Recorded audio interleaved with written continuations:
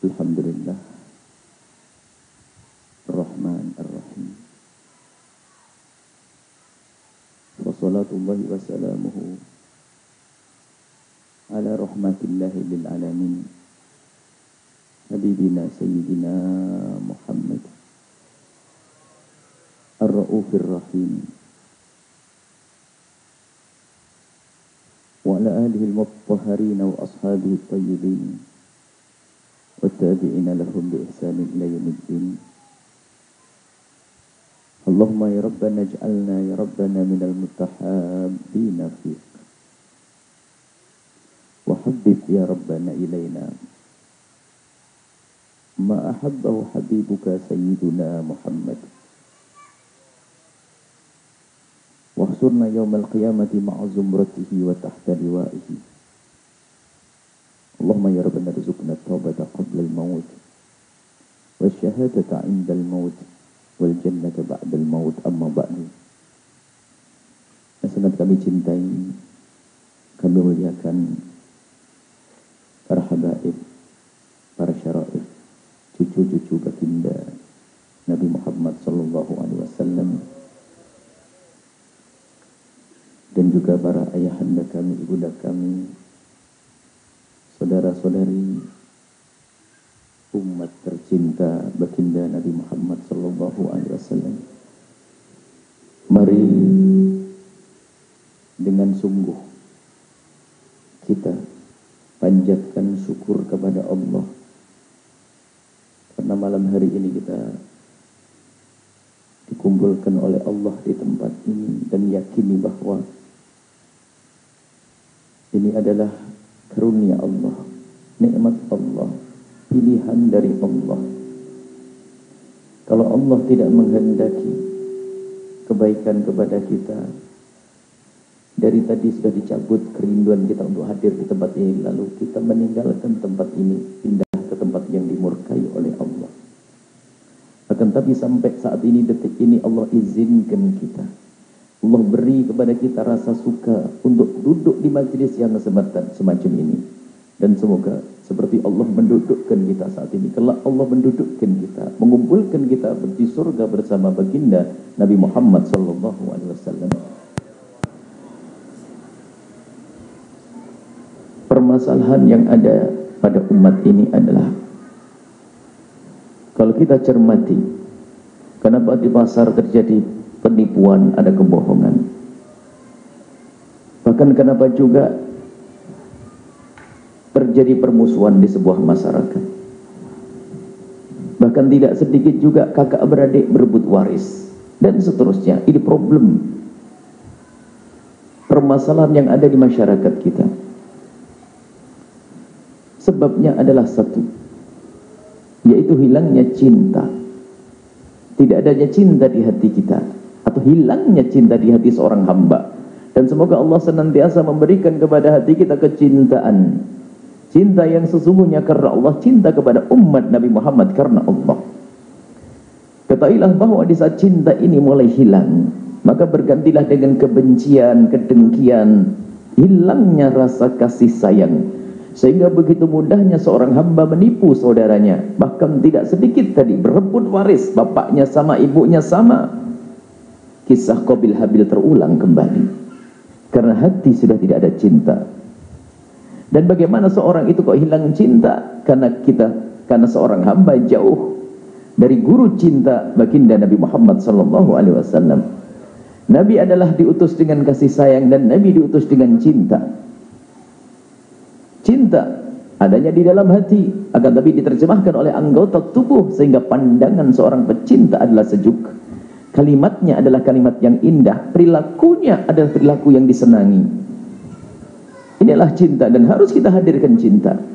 Dan disanjung orang yang saling mencintai karena Allah akan dipanggil oleh Allah nanti dalam hadis Bukhari. Diriwayatkan dari Imam Abu Hurairah, dari Nabi, dari Allah Subhanahu wa taala, hadis qudsi, Allah berfirman, "Ainal mutahabuna bi jalali?" Mana orang yang hidup di dunia saling mencintai karena aku? Al-yawma udhilluhum yawma la dhilla illa dhilli. Hari ini akan aku beri perlindungan, yakni di padang mahsyar, yang dikatakan matahari sejengkal di atas kepala manusia. ternyata saat itu mendapatkan perlindungan dari Allah di saat tidak ada lagi perlindungan kecuali perlindungan dari Allah, dan tidak merasakan lagi rasa panas itu. Kuncinya adalah saat ini kita di dunia. Mari di waktu yang singkat ini kita mencari kembali cinta yang hilang itu. Kita kembalikan di hati kita. Sebab pada dasarnya kita ingin hidup saling mencintai. Sebab cinta adalah kalimat yang sangat akrab di telinga kita. Bahkan semua orang mendamba cinta, akan tapi tidak semua orang yang mendamba cinta mendapatkannya. Maka dari itu mari kita belajar dari baginda Nabi Sallallahu Alaihi Wasallam. Cinta adalah bagaimana membangun keindahan, dan cinta adalah untuk membangun keindahan, dan cinta adalah segala keindahan. Begitu sebaliknya kalau seorang hamba itu ada benci dan dengki. Mari kita lihat agar kita tahu indahnya cinta, sehingga kita semua akan bergegas untuk mencari cinta, sehingga rindu untuk menumbuhkan cinta di hati kita. Kita lihat bagaimana jika di hati kita ada kebencian. Suara azan, kita azan dulu di awal waktu. Azan di awal waktu masalah, karena kalau azan itu kalau diangkat di menara, hendaknya di awal waktu, karena mungkin ditunggu oleh orang yang ada di kiri kanan tempat ini. Kalau sudah terlambat dari awal waktu, makruh untuk diangkat di menara, bikin orang bingung. Agar cinta tidak hanya sekedar kita bincangkan, tapi kita rasakan di dalam hati. Mari kita merenung sesaat tentang bagaimana sakitnya jika orang punya penyakit benci, dan punya penyakit dendam, punya penyakit dengki. Itu adalah lawan daripada cinta. Di saat cinta dicabut akan muncul kebencian, dan akan muncul kedengkian, akan muncul dendam di dalam hati seorang hamba. Kalau sudah orang di dalam hatinya ada kebencian dan dendam, dengki, lihat capek hidupnya. Dikatakan penyakit yang paling berat itu. Coba kalau ada seorang melihat tetangganya bangun rumah sakit, ya dari mana dia dapat duit? Tetangganya beli kereta nih, beli mobil, beli kereta, sakit hatinya. Tetangganya sukses dalam urusan belajar, studi, sakit. Capek setiap melihat orang sakit. Bahkan melihat anaknya kecil lewat, melihat ayamnya lewat, ayam siapa nih? Ayam dia tuh. Lihat, hati orang pendendam adalah sakit. Cuman kenapa orang tidak mau membuang penyakit itu? Sakit. Tapi begitu kebalikannya, kalau sudah orang punya hati cinta, indah. Lihat tetangganya berhasil, lihat tetangganya beli kereta, oh senang. Oh, berapa harga? Masya Allah. Senang, ikut mengucapkan selamat, dan senang di dalam hatinya, dan hiburannya banyak, kesenangannya banyak. Belum lagi nanti di akhirat, di dunia sudah banyak kesenangannya. Kalau sudah hati kita hati saling mencintai, hati kita hati yang cinta, bahkan di saat kita memberi menolong pun dengan penuh kegembiraan, dengan penuh suka, dengan penuh kesenangan, karena hati ada cinta. Itu yang diajarkan Nabi Sallallahu Alaihi Wasallam. Nabi mengajarkan cinta. Guru cinta kita adalah Nabi Sallallahu Alaihi Wasallam. Tapi ingat, sumber cinta adalah cinta dari Allah, dan orang yang paling mengerti cinta adalah Nabi Muhammad, dan orang yang paling perlu kita cintai Nabi Muhammad. Semuanya dari Nabi Muhammad Sallallahu Alaihi Wasallam. Kalau ingin berguru tentang cinta, bergurulah kepada Nabi Sallallahu Alaihi Wasallam. Bagaimana Nabi Muhammad mengajarkan kita cinta? Baik, kita tahu bahwasanya kebencian menyiksa. Kebencian menyiksa, dengki menyiksa, dendam menyiksa. Maka harus kita pangkas itu penyakit. Kita harus tahu, jangan dibiarkan itu. Di akhirat bakal tersiksa lagi kalau orang punya dendam dan benci kepada sesama, tersiksa. Kemudian daripada sifat dendam dan benci ini membuahkan penyakit-penyakit yang lainnya. Seperti penyakit besar, dosa besar, namanya menggunjing, juga dari buah kebencian. Kalau sudah benci kepada seorang, itu dia. Kalau enggak, apalagi kalau sudah benci kepada seseorang, mendengar dia melakukan kemaksiatan, senangnya luar biasa, disebarkan ke sana kemari karena kebencian. Naudzubillah. Mari kita pangkas pada saat ini, malam ini, kebencian di hati kita. Jangan sampai kita menaruh kebencian dan dendam kepada satu pun dari umat Nabi Muhammad SAW. Kadang kita itu membiarkan dendam di dalam hati kita, benci di dalam hati kita. Bahkan mungkin sampai saking marahnya dicatat itu kesalahan seseorang. Pukul sekian, detik sekian, menit sekian dia melakukan kesalahan kepadaku. Bahkan mungkin begitu marahnya mendendam, aku tidak ridho, demi Allah aku tuntut nanti di akhirat. Kalimatnya kalimat seram itu. Kalimatnya mengerikan, tapi ketahuilah itu adalah kebusukan jiwanya, kebusukan hatinya. Sekarang mari kita tata hati kita. Bagaimana hidup kita semakin indah. Kita ingin bertemu, rindu untuk berjumpa. Lihat si fulan senang, lihat wajahnya ini senang. Bahkan kalau sudah cinta ada di dalam hati dia kehilangan pun tidak akan merasa susah, bahkan sangat senang. Saya buat contoh kecil saja, seorang ibunda atau seorang ayahanda, seorang ibu atau bapak yang punya anak kecil yang baru sekolah. Teman-temannya pada beli sepeda atau beli apa saja. Ternyata dia tak mampu, tak punya uang, tak punya duit untuk beli sepeda. Dia nabung, jual anting, jual gelang agar dia bisa beli sepeda. Setelah terkumpul uang, akhirnya bisa beli sepeda. Lalu sepeda diberikan kepada sang anak. Melihat anaknya bermain, dia senang. Senang atau tidak? Senang karena melihat anaknya bisa bisa naik sepeda. Kenapa dia bisa senang padahal duitnya hilang, antiknya hilang nih, gelangnya hilang? Karena apa? Karena ada cinta di balik itu semuanya. Makanya kalau di dalam hati kita ada cinta, lihat hiburan kita banyak di saat kita bersedekah pun senang, membantu saudara kita dengan penuh kesenangan, dan lebih dari itu nanti dijanjikan oleh Allah Subhanahu wa taala akan dikumpulkan kelak di padang mahsyar bersama orang-orang yang saling mencintai dan akan mendapatkan perlindungan dari Allah. Maka dari itu ayo sesaat saja, singkat saja, bagaimana agar kita pangkas kebencian di hati kita, dan jangan biarkan terus tumbuh subur kebencian di hati kita. Na'udzubillah. Baik, ada pendidikan dari Nabi Sallallahu Alaihi Wasallam bahwasanya yang namanya cinta ini perlu, seperti halnya kita pernah dengar hadis Nabi Sallallahu Alaihi Wasallam, tazawaru tahabu, salinglah engkau kunjung mengunjungi. Dalam riwayat lain tahadu tahabu, salinglah engkau memberi hadiah. Tapi tujuannya itu loh yang perlu, tahabu, agar kalian saling mencintai. Bukan ngasih hadiah saja. Orang kasih hadiah belum tentu untuk cinta. Seorang punya toko besar ngasih hadiah setelah menjelang hari raya, belum tentu karena cinta, tapi karena agar yang beli nanti beli lagi setelah lebaran, setelah hari raya. Kan bisa begitu. Tapi karena cinta ini, tahadu tujuannya tahabu, tazawaru saling mengunjungi, ziarah tujuannya adalah tahabu. Dan cinta itu yang penting. Kita mencari cinta. Kalau sudah hidup saling mencintai, nanti kelak bersama Nabi Muhammad SAW. Baik, bagaimana agar cinta itu tumbuh di hati kita, subur di hati kita? Pandang ini semua adalah umat Nabi Muhammad SAW terlebih dahulu. Nabi tidak menginginkan satupun dari umatnya masuk neraka yang mengaku cinta kepada Rasulullah. Kita tidak bicara dengan orang kafir, orang yang tidak percaya kepada Nabi. Kita berbicara dengan orang yang mengaku cinta kepada Nabi. Nabi setiap malam menangisi umat beliau dan berdoa untuk umat beliau. Dan Nabi tidak rela kalau ada umat beliau masuk neraka. Nah, kalau kita mendendam lalu marah, semoga masuk neraka. Ada apa dengan ini semuanya? Katanya kita mencintai Nabi SAW. Itu umat Nabi Muhammad, itu umat Rasulullah. Jangan sampai kita rela ada umat Nabi Muhammad masuk neraka. Itu umat Nabi Muhammad. Kadang kalau sudah emosi, hawa nafsu setan yang yuki bainakum adawah wal baghdha. Setan itu menjadikan sebabnya macam-macam, minuman keras, perzinaan, maksiat. Tapi tujuannya itu setan itu membuat permusuhan di antara kita. Kalau sudah permusuhan gak pandang, ustadz dengan ustadz, kakak adik bermusuhan, gak pandang. Intinya kata setan, kamu bersamaku. Kata setan, masuk neraka bersamaku. Hilangnya cinta tadi. Mari kita bangun cinta di sini. Kalau kita tahu bahasanya ini bulan Isra Mi'raj ya, bulan Rajab ini, ada pendidikan di dalam sholat. Di dalam sholat itu sendiri kalau kita cermati ternyata urusan hati. Bagaimana kita menata hati kita sholat. Bahkan Isra Mi'raj secara umum itu adalah urusan hati. Jangan ikut-ikutan akal di sini.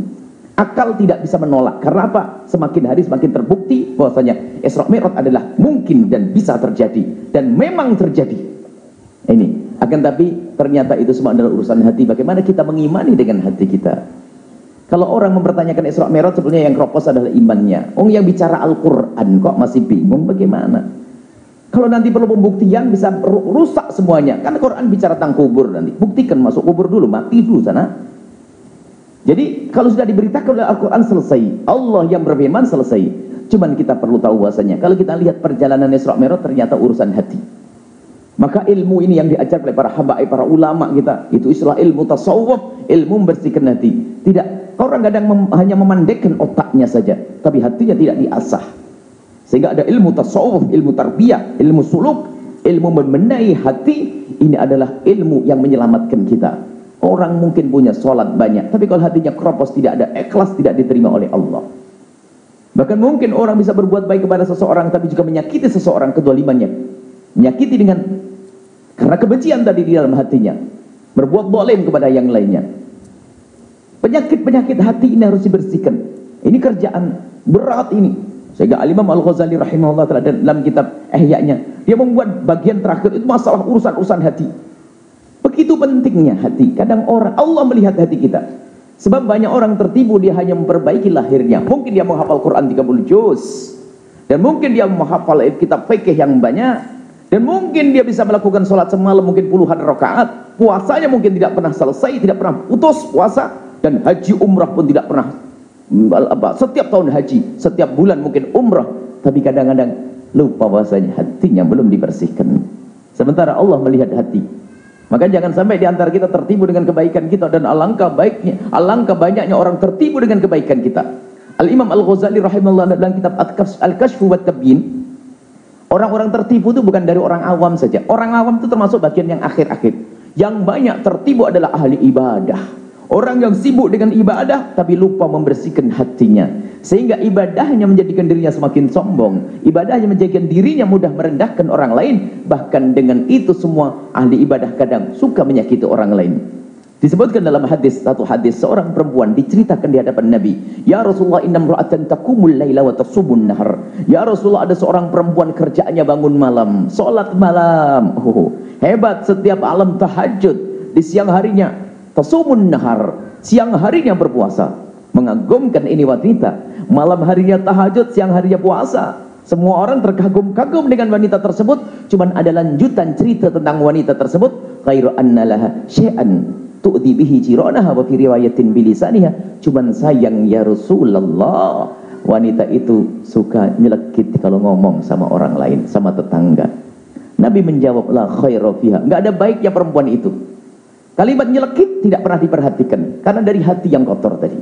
Kalimat la khaira fiha, enggak ada baiknya perempuan tersebut. Innaha min ahli nari, dia termasuk golongan ahli neraka. Padahal sujudnya banyak. Wahai ahli sujud, jangan tertipu dengan sujudmu. Bahkan kadang sujud menjadikan ujub, seolah-olah dia paling bagus di kampungnya, paling soleh di kampungnya, seolah-olah surga sudah ditenteng ke sana kemari. Sehingga setiap melihat orang merendahkan, akan tapi ketahuilah, mata Nabi bukan mata merendahkan, akan tapi mata Nabi mata penuh kasih. Bahkan Nabi kalau melihat orang bermaksiat selalu mandang dengan penuh kasih dan cinta. Bagaimana pandangan kita hari ini saat ini?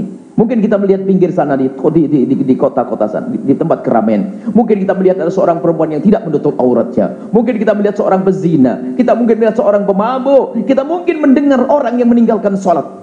Dan alangkah seringnya kita mendengar orang yang tidak sholat. Tanyakan hati kecilmu. Siapa di antara kita di saat mendengar orang tidak sholat lalu menitikkan air mata? Kalau siapa di antara kita yang lihat perempuan pezina misalnya, masyhur dengan zinanya, suka menghentikan kereta di saat ada orang lewat, menawarkan dirinya untuk dizinai? Siapa di antara kita di saat melihat dia lalu menitikkan air mata?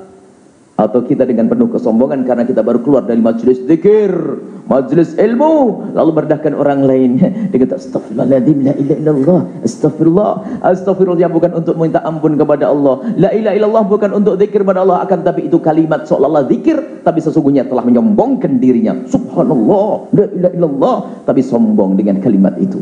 Itu orang tertipu. Kuncinya adalah bagaimana hati kita saat ini. Maka kalau sudah benar, kalau ini pendidikan Nabi, Nabi punya mata kasih dan cinta. Lihat orang maksiat hendaknya kita tidak dilarang merendahkan, akan tapi yang harus ada kita tata hati kita. Sudahkah kita mencintai dia karena Allah? Kalau memang ada cinta di antara kita dengan dia, cinta dia adalah umat Nabi Muhammad, doakan dia, bukan untuk kita caci, bukan untuk kita alak. Akan tapi alangkah banyaknya orang, bahkan mungkin di majelis mulia menggunjing saudaranya, senang dengan aibnya orang lain. Itu adalah kehinaan-kehinaan. Maka dari itu yuk di majelis singkat ini kita tata hati kita. Bagaimana cara Nabi membersihkan hati? Dalam Isra Mi'raj itu urusan hati saja. Kalau orang ingin sampai kepada Allah, kuncinya apa? Nabi, hati beliau sudah sangat bersih dan bersih dan bersih. Diambilkan oleh malaikat Jibril ke sumur Zam-Zam, dibelah dada beliau dan dibersihkan hati beliau yang sudah bersih. Jangan salah paham, Bukan hati Nabi ada kotorannya, tapi hati Nabi sudah bersih, dibersihkan lagi. Sebab sesuatu yang bersih masih mungkin bisa dibersihkan untuk lebih bersih lagi. Hati Nabi sudah bersih, dibersihkan untuk dipersiapkan untuk bisa langsung menghadap kepada Allah Subhanahu wa taala, dialog dengan Allah Subhanahu wa taala. Maka siapapun dari kita, dari umat Nabi Muhammad, kalau ingin sampai kepada Allah, kuncinya adalah bersihkan hatimu. Bersihkan hati. Niat di dalam hati, kekotoran di dalam hati harus kita pangkas. Maka dari itu, ayo, bagaimana agar hati kita bersih sehingga hilanglah kebencian, dengki, dendam, sehingga muncullah cinta. Ini urusan sesama manusia. Urusan kepada Allah babnya lain lagi. Kalau kita bicara cinta dengan sesama manusia, ini separuh perjalanan takwa. Urusan kepada Allah harus, tidak cukup orang berbuat baik kepada sesama tapi tidak pernah sholat subuh, tidak pernah melakukan sholat fardu, tidak pernah puasa Ramadan. Ini babnya beda. Ini separuh perjalanan kita dengan Allah. Sekarang kita ngurusi dengan sesama manusia, sebab ini yang paling susah urusan dengan manusia. Kadang muncul kebencian, lalu kita menggunjing, lalu kita menfitnah dan seterusnya. Baik, bagaimana singkat kita ingin menghadirkan cinta di hati kita. Di dalam kisah Isra Mi'raj, bagaimana Nabi dibersihkan hatinya untuk sampai kepada Allah. Dan ternyata di dalam sholat itu juga pendidikan cinta dan kasih. Coba kalau kita perhatikan di dalam sholat, akhir sholat saja kita mau keluar dari sholat. Waktu kita mau keluar dari sholat ternyata diajarkan oleh Allah dan Rasulullah kita untuk mengucapkan satu kalimat yang itu bukan zikir la ilaha illallah. Coba kalau kita keluar dari sholat bukan la ilaha illallah yang kita baca, kan afdhalu dzikri anu la ilaha illallah. Kenapa kok kita keluar dari sholat tidak la ilaha illallah atau subhanallah alhamdulillah wa la ilaha illallah akbar atau apa saja? Akan tapi coba cermati, di saat kita hendak keluar dari sholat ternyata kita mengucapkan Assalamualaikum. Assalamualaikum. Dengan siapa kita berbicara? Kita tidak bicara dengan Allah saat itu. Kita disuruh untuk menghadap kepada umat ini. Sehingga disunnahkan kalau kita mengucapkan salam, lalu menoleh ke kanan, kita salam sambil mendoakan, mengucap salam kepada manusia di belahan dunia sana. Assalamualaikum. Maknanya apa? Hendaknya hatimu selalu menginginkan kebaikan untuk semua umat Nabi Muhammad dimanapun dia berada. Bahkan di dalam sholatnya sendiri, lihat, sebelum kita assalamualaikum, lihat, kita mengucapkan assalamualaikum. Kita bicara sholatnya nih, tasyahud saja. Bahkan tasyahud itu inti, saripati daripada sholat adalah tasyahud. Karena tasyahud dikisahkan bagaimana Nabi Muhammad dialog dengan Allah, yang Nabi Muhammad ingin bersalam kepada Allah. Bagaimana cara bersalam kepada Allah? Apakah salam kepada Allah dengan mengucapkan assalamualaikum? Nggak mungkin. Bagaimana salam kepada Allah assalamualaikum? Allah sendiri namanya kan as-salam. Dan keselamatan juga dari Allah. Bagaimana aku mengucapkan salam kepada Allah dengan assalamualaikum? Nabi mendapatkan wahyu dari Allah, ucapkan salam kepada Allah dengan salam at-tahiyyatul mubarakatus salawatut thayyibatu lillah. Itu salam Nabi Muhammad kepada Allah. Dan salam kita kepada Allah yang makna at-tahiyyatu adalah at-tahiyyatu, salam-salam, al-mubarakatu yang penuh-penuh berkah, wassalawatu dan sama salam kesejahteraan, at-thayyibatu yang baik-baik itu lillahi hanya milik Allah. Dan saat itu seketika Nabi Muhammad dijawab oleh Allah. Allah menjawab assalamu alayka ayyuhan nabiyyu wa rahmatullahi wa barakatuh. Salam sejahtera untukmu wahai Nabi. Maka mulai detik itu Nabi Muhammad menjadi orang yang paling selamat di dunia dan di akhirat. Baik, sudah selesai kisah itu. Kita ingin bicara tentang kisah kita di saat sholat. Yang kata sholat tanha anil fahsya'i wal munkar, sholat akan menghentikan kekejian dan kemungkaran. Tapi kenapa kita melakukan sholat tapi masih musuhan dengan saudara? Sholat kita kurang benar. Coba kita cermati di dalam kitab tasyahud ini. Baik, kita rentet saja tasyahud. Pertama apa? Orang benar itu adalah hubungannya kepada Allah baik, mana at-tahiyatnya yang benar. At-tahiyatul mubarakatuh salatu thayyibatulillah, hubungan kepada Allah harus benar. Tapi ingat bahwa orang sebaik apapun hubungannya dengan Allah belum sempurna jika dia belum baik kepada Nabi Muhammad sallallahu alaihi wasallam. Coba kita cermati, setelah at-tahiyatul barakatuh salatu thayyibatulillah, kita harus bersalam kepada Nabi. Di sisi lain kalau kita amati, coba Anda cermati. Kalau kita amati dan kita cermati, ternyata ini adalah justru menunjukkan keagungan Nabi sallallahu alaihi wasallam. Bagaimana tidak? Di saat kita lagi khusyuknya kepada Allah, berdialog dengan Allah, kita bersalam kepada Allah, saat indahnya kita dengan Allah dalam bertasyahud, ternyata kita disuruh untuk menghadap kepada Nabi Muhammad sallallahu alaihi wasallam. Coba di dalam salat kita, Waktu kita lagi bertahiyat salam kepada Allah, kita harus menghadap kepada manusia agung Nabi Muhammad SAW. Dan kita pun tidak cukup menghadap, tapi kita mengucapkan salam. Dan salamnya pun bukan salam main-main, tapi salam seolah-olah kita berhadapan langsung dengan ucapan Assalamu alaika. Assalamu alaika ya Rasulullah, bukan Assalamu alaihi. Ya Rasulullah, alangkah agung dirimu. Di saat aku menghadap kepada Tuhanmu Allah, aku harus bersalam kepadamu ya Rasulullah. Ini yang harus kita pahami tentang keagungan Nabi. Lagi khusyuknya kepada Allah, kita pun harus ingat Nabi. Sallu ala kullu sallu kama ra'aitumuni usalli. Sadari makna ini. Kita di saat khusyuk kepada Allah nggak boleh lupa dengan Nabi SAW. Di dalam sholat bahkan kita disuruh mengucapkan salam, dan salamnya pun salam serius, yaitu Assalamu alaika. Sadar atau belum kita saat itu? Kalau kita disuruh oleh Allah bersalam kepada Nabi Agung Nabi Muhammad SAW, Assalamu alaika. Artinya apa? Tidak cukup kita baik kepada Allah saja, kalau belum baik kepada Sayyidina Muhammad SAW. Dan tanyakan kepada hati kecilmu, berapa kali anda membaca salawat dalam sehari? Baik, anda membaca salawat 1000, anggap saja 1000, Masya Allah, 1000 kali dalam sehari. Dan tanyakan hati kecilmu, dari 1000 kali membaca salawat, berapa kali kamu ingat Rasulullah? Dipangkas lagi, kurang lagi 500. Baik, dari yang kau ingat Nabi saat membaca salawat, berapa kali kita menitikkan air mata kerinduan karena Rasulullah? Suami mau naik haji bisa menangis, anak mau pondok pesantren atau sekolah bisa menangis. Tangis kita lebih banyak, tapi bukan untuk Rasulullah. Wahai orang yang mengaku cinta Nabi Muhammad SAW,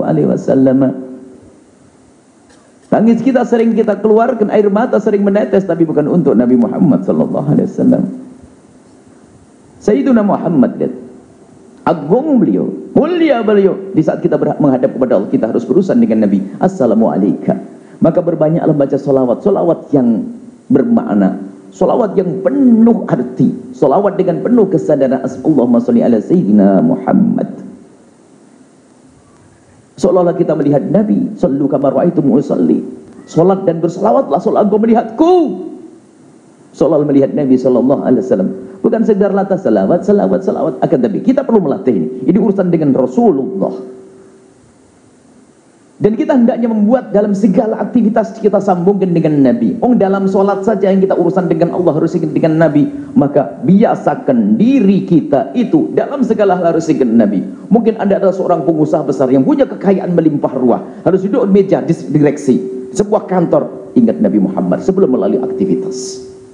Mana untuk Rasulullah dari usahaku ini?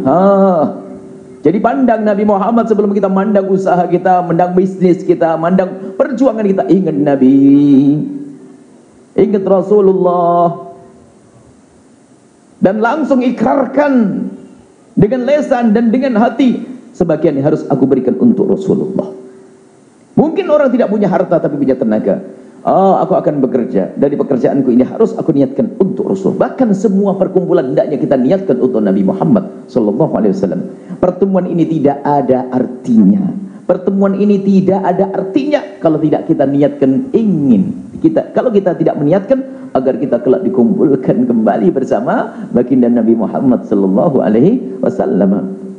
Baik, setelah dengan Nabi Muhammad apa? Coba dibaca di dalam salat. Pembahasan yang kita bahas. Setelah kita menyebut Nabi dan kita sambung dengan Nabi, ternyata enggak cukup orang baik dengan Rasulullah. Mungkin kita adalah orang yang rajin merayakan maulid Nabi, membaca maulid, kemudian apalagi baca solawat. Akan tapi ternyata harus ada kelanjutannya. Seperti yang kita lakukan di dalam solat, kita mengucapkan Assalamu alaina. Artinya salam sejahtera untuk kami. Inilah yang akan kami bahas. Intinya adalah di sini Assalamu alaina wa ala ibadillahi sholihin. Salam sejahtera ya Allah limpahkan kepada kami semua umat Nabi Muhammad ini tanpa terkecuali. Biarpun kita marah kepada seseorang, tak akan dihadirkan di sini marah itu. Gak ada. Allah Assalamu alaina, berikan keselamatan kepada kami kecuali Pak Cik saya itu, ya Allah itu kurang ajar sama saya. Pada kata ada.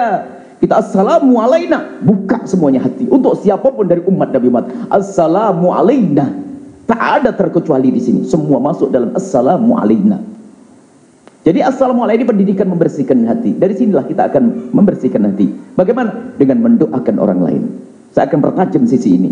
Mendoakan orang lain. Mendoakan orang lain adalah untuk memangkas kebencian, memangkas dendam, memangkas iri hati di dalam hati kita dengan mendoakan orang lain. Dan sebetulnya sudah rutin kita baca setiap hari di dalam sholat kita assalamualaikum. Cuman kadang kita sadar atau tak sadar. Kalau seandainya sadar assalamualaikum kita, maka keluar dari sholat hilang kebencian itu.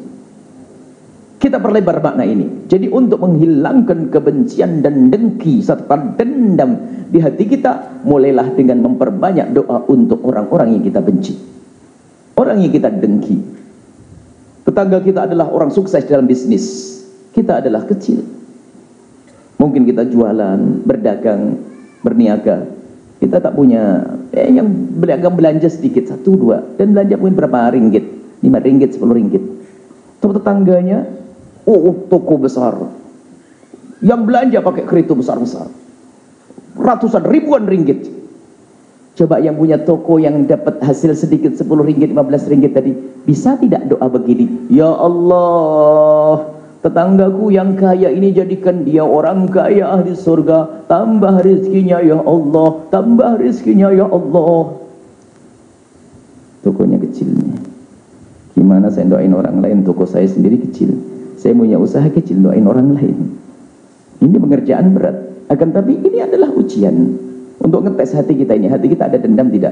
Apakah kita tidak sadar kalau itu adalah umat Nabi Muhammad? Apakah kita menginginkan dia orang kaya lalu masuk neraka? Tentu tidak kalau kita sadar itu umat Nabi Muhammad. Dia orang kaya, yo, jangan sampai kekayaannya menjadi dia masuk neraka. Oh, iman. Tapi lihat ada dengki di hati kita. Nggak bisa doakan begitu. Dia gara-gara dia toko saya mati, gara-gara dia niaga saya tak jalan nih, dia nih. Nah, tidak. Kita umat Nabi Muhammad, umat cinta, yang mencintai, yang diajarkan cinta. Baik, ayo kita belajar mendoakan. Mulailah dari mendoakan orang lain. Mendoakan sudahlah. Jadi kalau ada orang berbuat salah urusan kita ya, urusan kita, pribadi kita, upayakan untuk kita rela. Jangan biasa mendendam deh. Jangan biasa kita tak tuntut nanti di akhirat. Orang menuntut di akhirat kayaknya belum mengerti akhirat. Saya tegaskan lagi bagaimana keadaan di akhirat. Serem padang mahsyar. Jadi tadi saya sebutkan hadis ainal mutahabu Nabi Jalali. Coba nanti di akhirat itu orang itu panasnya luar biasa, merasakan panas. Jadi bingung di padang mahsyar itu. Di padang mahsyar itu bingung, orang berlari ke kanan, ke kiri, ke depan, ke belakang, tiba-tiba kecebur masuk neraka jahanam. Itu keadaan di padang mahsyar. Yang dikatakan matahari sejengkal di atas kepala, dan di padang mahsyar puluhan ribu tahun, bukan 70-80 tahun seperti kita di dunia. Ribuan tahun tersiksa dan tidak bisa mati di sana. Kalau bisa mati kan selesai. Tidak bisa mati. Ternyata di situ ada beberapa kelompok manusia, dan semoga itu adalah golongan kita. Siapa itu mereka yang diseru oleh Allah? Ainal mutahabuna bi jalali. Mana orang yang hidup di dunia saling mencintai karena aku. Al yauma udhilluhum yauma la dhilla illa dhilli. Sekarang akan aku beri perlindungan, aku beri payung di saat tidak ada lagi perlindungan kecuali perlindunganku. Allah yang menyeru. Dan berkumpullah orang yang hidup di dunia dengan cinta tanpa benci, dengki dan dendam. Berkumpullah di situ, kemudian disambut oleh Rasulullah sallallahu alaihi wasallam.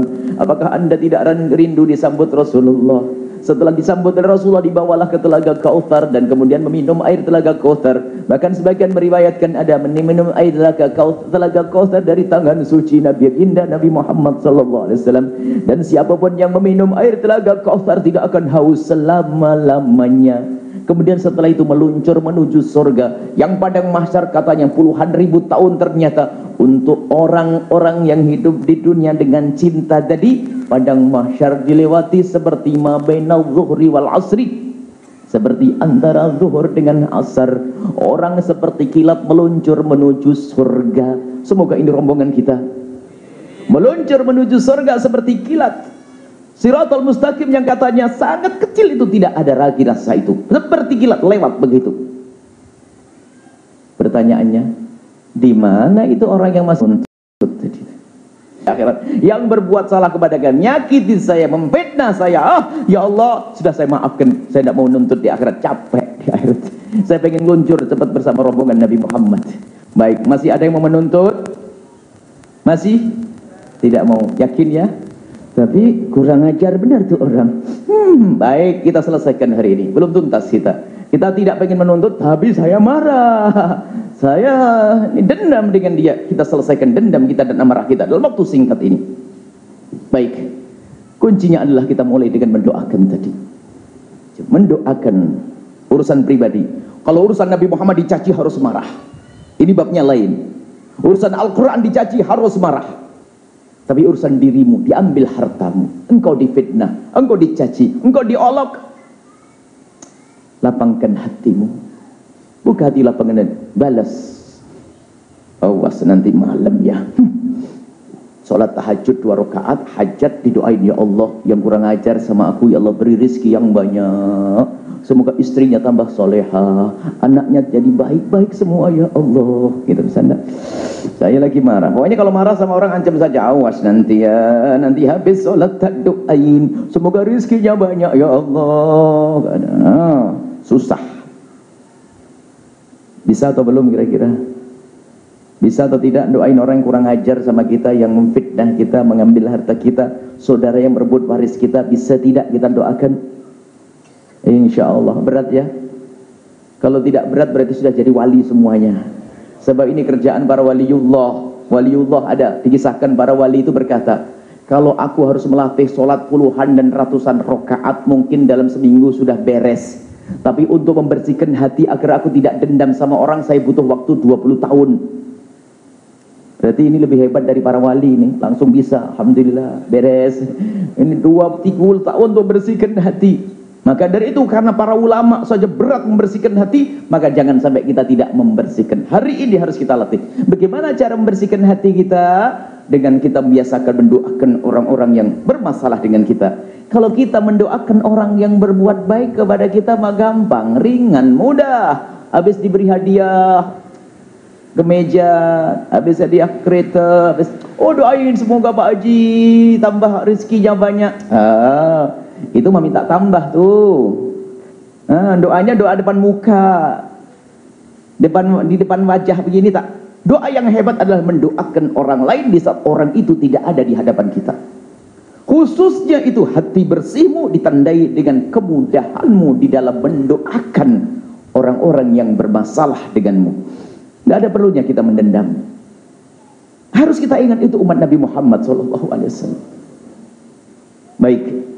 Susah ya, orang duit saya diambil tuh, saya direbut waris saya, ini adik saya, apalagi adiknya, bapaknya sama, akan kita dendam, akan kita doakan masuk neraka. Naudzubillah. Sekotor itukah hati kita? Adik kita doakan masuk neraka jahanam. Marah, semarah apapun, jangan mendoakan doa yang jelek. Kalau marah, doakan dengan doa yang baik. Itu kebersihan hatimu. Ini yang harus kita tata. Baik, mendoakan itu susah. Orang kurang ajar, pinjam duit, pinjam uang tak balik-balik, pinjam duit, pinjamnya ngutang duit tak balik-balik, tak kembali, dicari susah, tak tahu aja tahu-tahu beli mobil, beli kereta, beli rumah, sudah punya utang, beli rumah lagi, umrah lagi, wah dah tambah pusing lah. Kurang ajar ini orang ya. Nanti malam awas, ya Allah, jadikan umrah yang kau terima ya Allah, jangan sampai umrahnya sia-sia, tambah rizkinya ya Allah, anaknya soleh-soleh ya Allah, keluarganya baik-baik ya Allah. Doain yang baik, jangan doain yang jelek. Hari ini sudah ya, siap. Berat, memang berat ini, cuman belajar harus begitu. Itu namanya operasi. Kalau orang sakit jantung dioperasi, pasang ring. Bayi, ada bayi gitu, kalau tidak bisa keluar dioperasi, cesaria, apa namanya? Cesaria, operasi. Harus dioperasi. Kalau penyakit berat dia operasi. Dan hari ini kita baru ngoperasi. Berat ngoperasi. Susah banget nih, doain orang kurang ajar sama saya gimana? Berarti ini operasi, memang sakit. Operasi itu sakit, baik. Karena operasi itu sakit harus ada apa namanya? Obat apa? Obat bius. Ya kan? Mau diobat bius atau tidak ini? Mau dikasih obat bius? Baik, alhamdulillah. Saya kasih obat bius. Bukan saya yang punya. Ada 2 obat bius. Yang satu resep dari Rasulullah SAW. Ini resepnya dari Nabi. Yang satu dari saya nanti. Dari Nabi SAW resepnya adalah apa? Percaya tidak dengan Nabi? Saya yakin. Baik, harus yakin, jangan hanya ngomong dulu. Pecinta Nabi masih ragu dengan Nabi. Janji dari Nabi, ucapan Nabi, la yantiqu anil hawa in huwa illa wahyun yuha. Omongan Nabi pasti benar. Ini resep dari Nabi agar kita ini nggak sakit lagi di operasi. Kita kasih obat bius nih. Obat biusnya adalah hadis Nabi SAW, ma min abdin muslimin yad'uli akhil muslimi ala dhahril ghaibi illa wa qala al malaku walaka bimithlin. Maknanya gini, kalau Anda mendoakan orang lain tadi yang tidak ada di hadapan kita, apalagi orang yang kurang ajar berbuat salah kepada kita tadi, kalau kita mendoakan dia, maka malaikat serempak mendoakan kamu dapat duluan. Dikatakan para ulama, doa yang sangat mudah dikabul adalah doa ala dhahril ghaib, mendoakan orang di saat orang itu tidak ada di hadapan kita.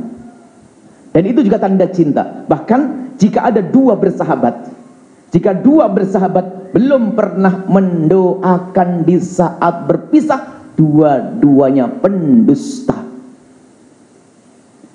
Doa di saat kita berpisah, apalagi orang kurang ajar, dia di rumahnya, kita di rumah kita sendiri, kita mendoakan dia, ternyata yang dapat dulu adalah kita. Makanya kata guru kami, doa mujarab kalau susah, pengen doa dikabul, oh nanti insya Allah saya mau umroh, mau doa di multazam. Kelamaan bila umroh? Iya umrohnya. Nunggu umroh kelamaan, doa. Mau pergi kepada ulama, lamanya masih jauh.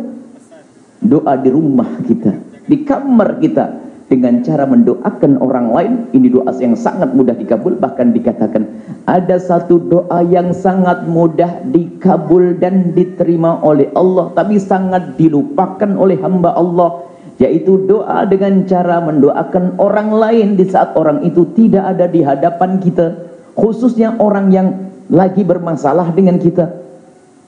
Kita doakan dia.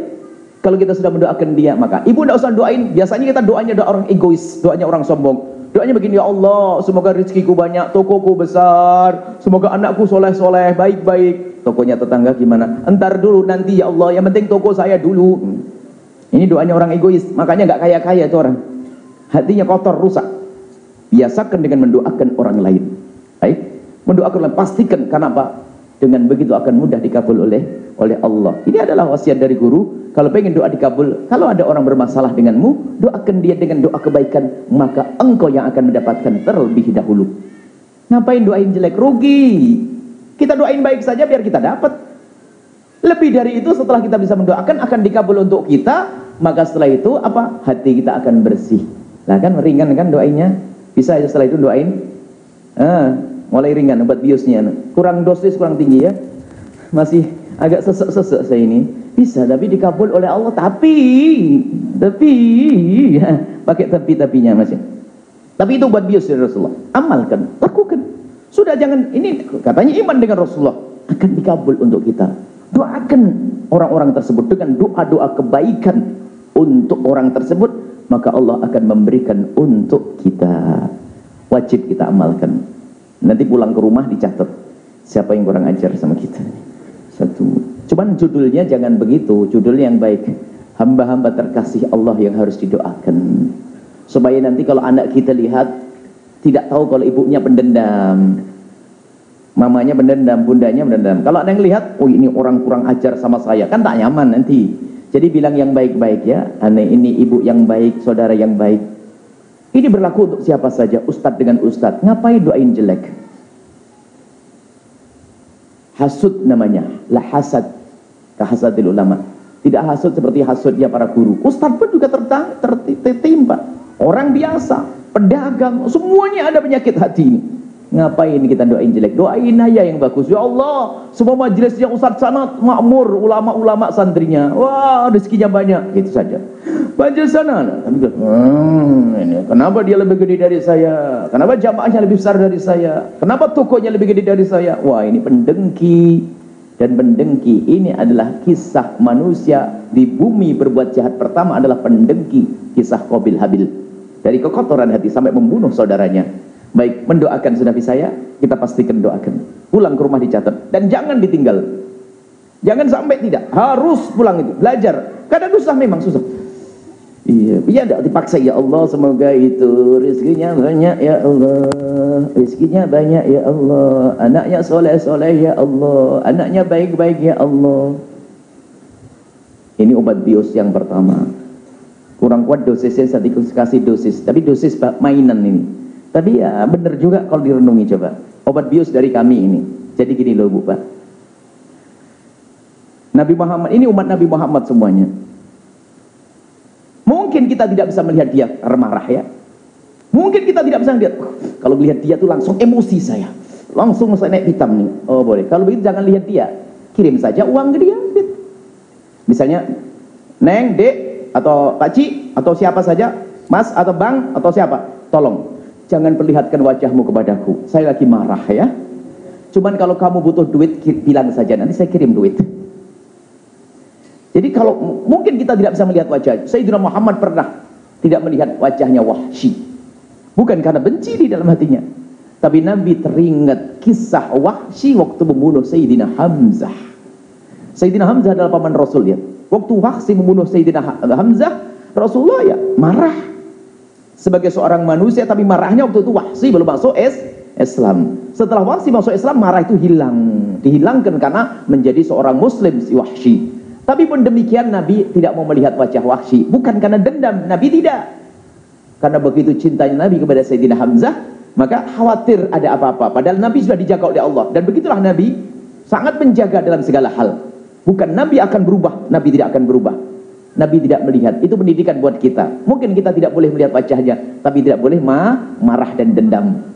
Dan Wahsy ternyata waktu Nabi tidak melihat Wahsy, malah memacu Wahsy untuk berusaha bagaimana Nabi sedang dengan dia. Akhirnya apa? Berjanji demi Allah, aku sudah masuk Islam tapi Nabi belum melihatku, karena yang aku bunuh adalah orang paling mulia, Sayyidina Hamzah.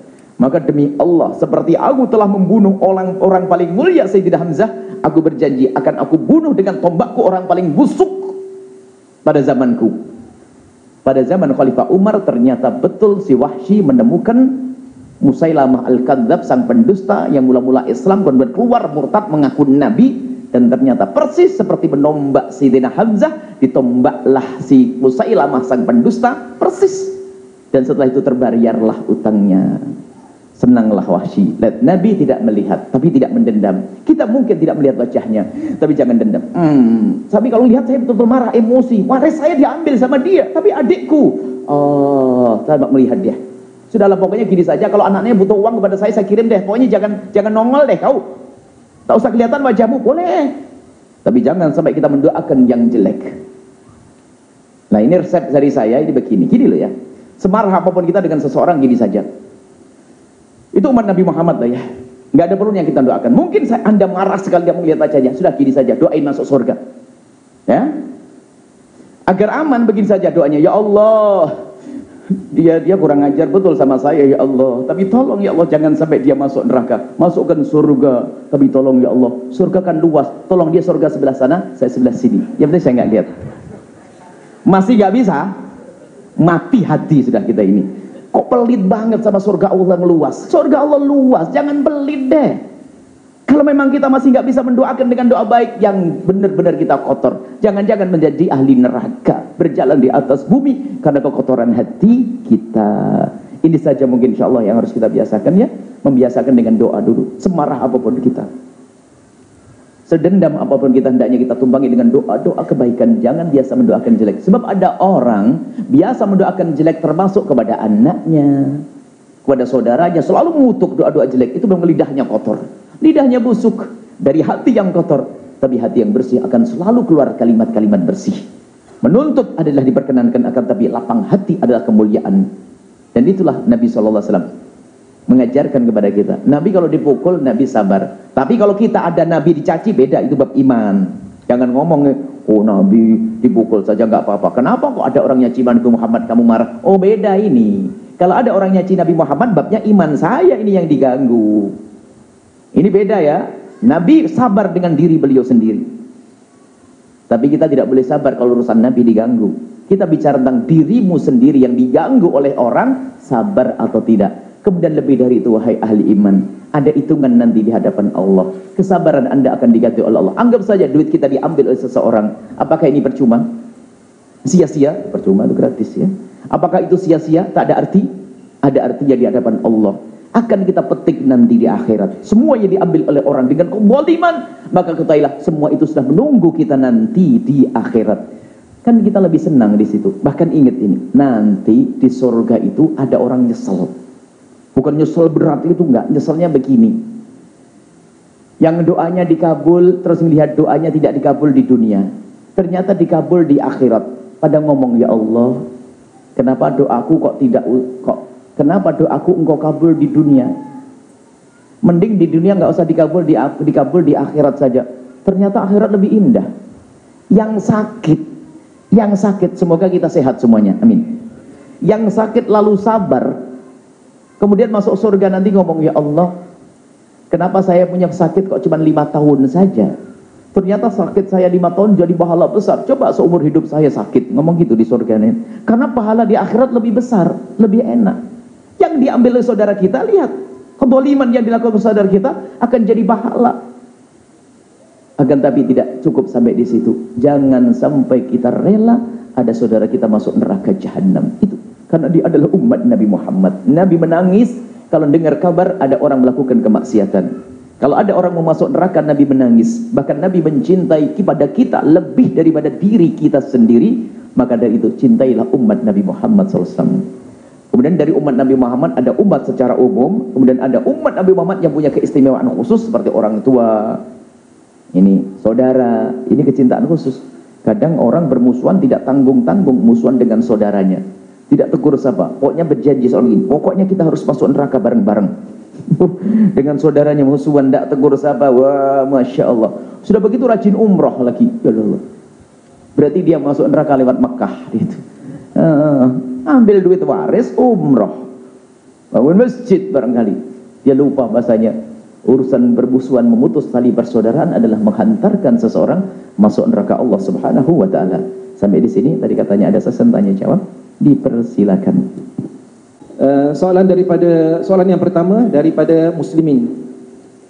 Bagaimana ingin mengatasi masalah mata yang sering melihat perempuan cantik dan mengatasi hati yang sering memikirkan perempuan yang cantik yang baru kita lihat tadi?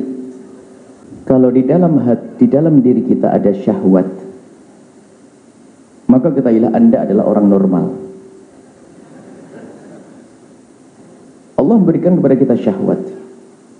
Akan tapi kita harus tahu bahwasanya dengan syahwat setan bermain. Dan ingat, Allah menciptakan syahwat kepada kita, tapi Allah juga memberikan jalan yang bersih mulia untuk menuntaskan syahwat kita. Jalan, ikuti jalan Allah, jangan ikuti jalan syaitan. Kalau orang melihat seorang laki-laki melihat perempuan tidak tertarik, sakit dia. Akan tapi bukan berarti kita harus melihat. Makanya digunakan untuk melihat istrinya yang halal. Bermasalah kalau seorang suami tak senang, tak selesai, tak suka melihat istrinya, itu bermasalah itu. Itu kunci untuk halal, bukan kunci untuk haram. Maka sadari, mungkin yang punya mata semacam itu Anda normal secara kejiwaan, secara kejiwaan, psikologi, maka Anda normal, Anda punya syahwat, punya kecenderungan kepada lawan jenis. Akan tapi ketahuilah, kecenderungan kepada lawan jenis ini harus disalurkan dengan cara yang diridhai oleh Allah. Nabi membuka pintu halal namanya pernikahan. Baik. Tapi sebelum kita bicara pernikahan, Nabi kan mengajarkan kalau kita bangkit syahwat untuk berpuasa dan sebagainya kan? Puasa dan sebagainya. Ada yang berpuasa bercerita, ya Buya, saya puasa tetap saja syahwat saya datang. Syahwat saya berat dan sebagainya. Ketahuilah, Nabi kalau punya resep tidak pernah salah. Kalau kita ada bangkit syahwat, mata ingin lihat yang haram, ngambil air wudhu, sholat, selesai. Dan yakin itu resep dari Nabi, nggak mungkin salah. Kalau ada bangkit syahwat, kita cukup mengambil air wudhu, lalu ngambil Al-Quran saja, hilang itu syahwat. Dan pasti hilang karena resep dari Nabi, nggak mungkin salah. Tapi harus kita bedakan, harus paham di sini. Syahwat yang di belakang tidak kelihatan. Beda antara syahwat yang datang tiba-tiba pada kita, ini mudah dihilangkan. Sangat berbeda dengan syahwat yang kita undang, itu setan. Kalau syahwat diundang gimana bisa diusir? Syahwat kita jemput, kita mendatangkan syahwat gimana bisa diusir? Kitanya sengaja buka internet, lihat gambar tak pantas, bangkit syahwat, katanya saya pengen puasa. Bohong. Kalau syahwat kita yang mengundang, susah kita mengusirnya. Tapi jujur, di saat kita dalam keadaan normal, tiba-tiba bangkit syahwat, lihat perempuan cantik, bisa lap syahwat, cukup baca Al-Quran bismillah, hilang, percaya. Itu dari Nabi SAW. Tapi yang menjadi masalah adalah kita membiasakan mengundang syahwat. Ini beda. Kalau sudah diundang, susah untuk diusir. Lihat gambar-gambar yang tak pantas dilihat. Bahkan naudzubillah, ini kami ingatkan bukan saja urusan yang belum pernah menikah, suami istri pun tidak pantas. Ini kami ingatkan, kami nasihatkan kepada semuanya. Ada ini fatwa picisan, fatwa berbahaya katanya, kalau suami istri melihat gambar-gambar film-film yang tak seronok, itu tak seronok ya, film tak pantas dilihat, katanya tak apa suami istri. Naudzubillah, astagfirullah. Ketahuilah apa yang terjadi dalam hati dan jiwa orang yang melihat foto gambar itu. Dia akan membandingkan antara istrinya dengan perempuan yang ada di situ. Yang perempuan membandingkan suaminya dengan laki yang ada di situ. Dan ternyata apa? Suamiku tak ada apa-apanya. Istriku, apa itu istriku? Karena biasa melihat di gambar hayal itu, lihat. Dan itu film. Film itu adalah hayal. Nggak seperti itu, nggak sebenarnya itu. Akhirnya apa? Yang ada di angan-angannya pengen seperti orang ada di dalam film itu, sehingga mungkin dengan istrinya sudah tidak bangkit syahwat lagi. Mungkin seorang perempuan, seorang wanita dengan suaminya tidak bangkit syahwat lagi karena suka melihat hal-hal yang semacam itu. Maka hukumnya adalah haram. Akan tapi coba, kalau seorang suami, seorang wanita menjaga, aku tidak boleh melihat itu, haram. Biarpun gambar tidak boleh aku lihat. Tidak boleh aku lihat, tidak boleh aku lihat. Dalam Al-Quran, kullil mu'minina yaghuddu min absarihim. Orang beriman hendaknya menjaga matanya. Lul mu'minat juga yaghuddna min absarihim. Wanita juga menjaga matanya. Apa yang terjadi saat itu? Yang ada adalah di saat melihat istrinya, lihat bangkit syahwatnya. Normal, kenapa? Dijaga matanya. Syahwatnya diumbar, tidak diumbar sana kemari. Istrinya semakin hari semakin cantik. Begitu juga seorang wanita dengan suaminya semakin hari semakin semangat. Ini perlu dijaga mata. Yang sudah menikah pun harus menjaga. Yang belum menikah apalagi. Karena nggak ada hayalan. Sehingga dibawa buai oleh hayalan. Dan ingat bahwasanya wanita itu ada daya godanya luar biasa. Biarpun katanya paling jeleknya manusia di dunia, anggap saja, itu ada daya sahaja. Mata dan hawa nafsu mencari sesuatu yang menarik baginya. Mungkin kepalanya tidak menarik, tapi lengannya mungkin ada bagian. Itu syahwat. Sehingga betul sabda Nabi itu ya, tapi nggak usah kecewa, nggak usah kaget seorang wanita yang akan memutus sholat itu al-mar'atu wal kalbu. Memutus sholatnya seorang laki-laki adalah anjing dan wanita. Wanita nggak usah marah. Kok saya disamakan dengan anjing? Bukan disamakan sisi kejelekanmu, tapi daya godamu itu loh. Coba kalau ada orang lagi sholat, ada anjing itu segemeter, ada anjing, Allah, kan begitu. Sama seorang laki-laki, makanya jangan meremehkan. Biarpun di rumahmu, biarpun siapapun, anggap saja. Kata Nabi, innal mar'ata tuqbil ala surati syaitan wa tudbir ala surati syaitan. Jangan main-main. Makanya perlu ditutup aurat. Wanita itu kalau datang itu yang bentuk gambar setannya. Bukan ibu kayak setan, tidak. Jangan, Nabi tidak pernah merendahkan. Dia daya goda. Saya laki-laki, ibu jangan menganggap. Kalau ibu dengan ibu-ibu biasa. Saya laki-laki. Biarpun katanya perempuan itu hitam, jelek dan sebagainya, tapi syahwatnya akan mencari apa yang membangkitkan syahwatnya. Makanya perlu menutup aurat, menjaga aurat. Anda itu memutus sholatnya seorang pria. Anda itu datang seperti syaitan, bukan seperti daya godamu. Makanya sebagian orang menafsiri, kok Nabi menyamakan perempuan kayak saya tahu, tidak paham ini. Daya goda.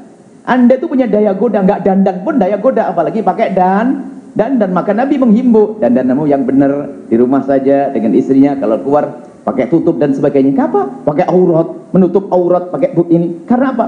Di dalam dirimu ada daya goda, dan itu yang menyenangkan semua perempuan.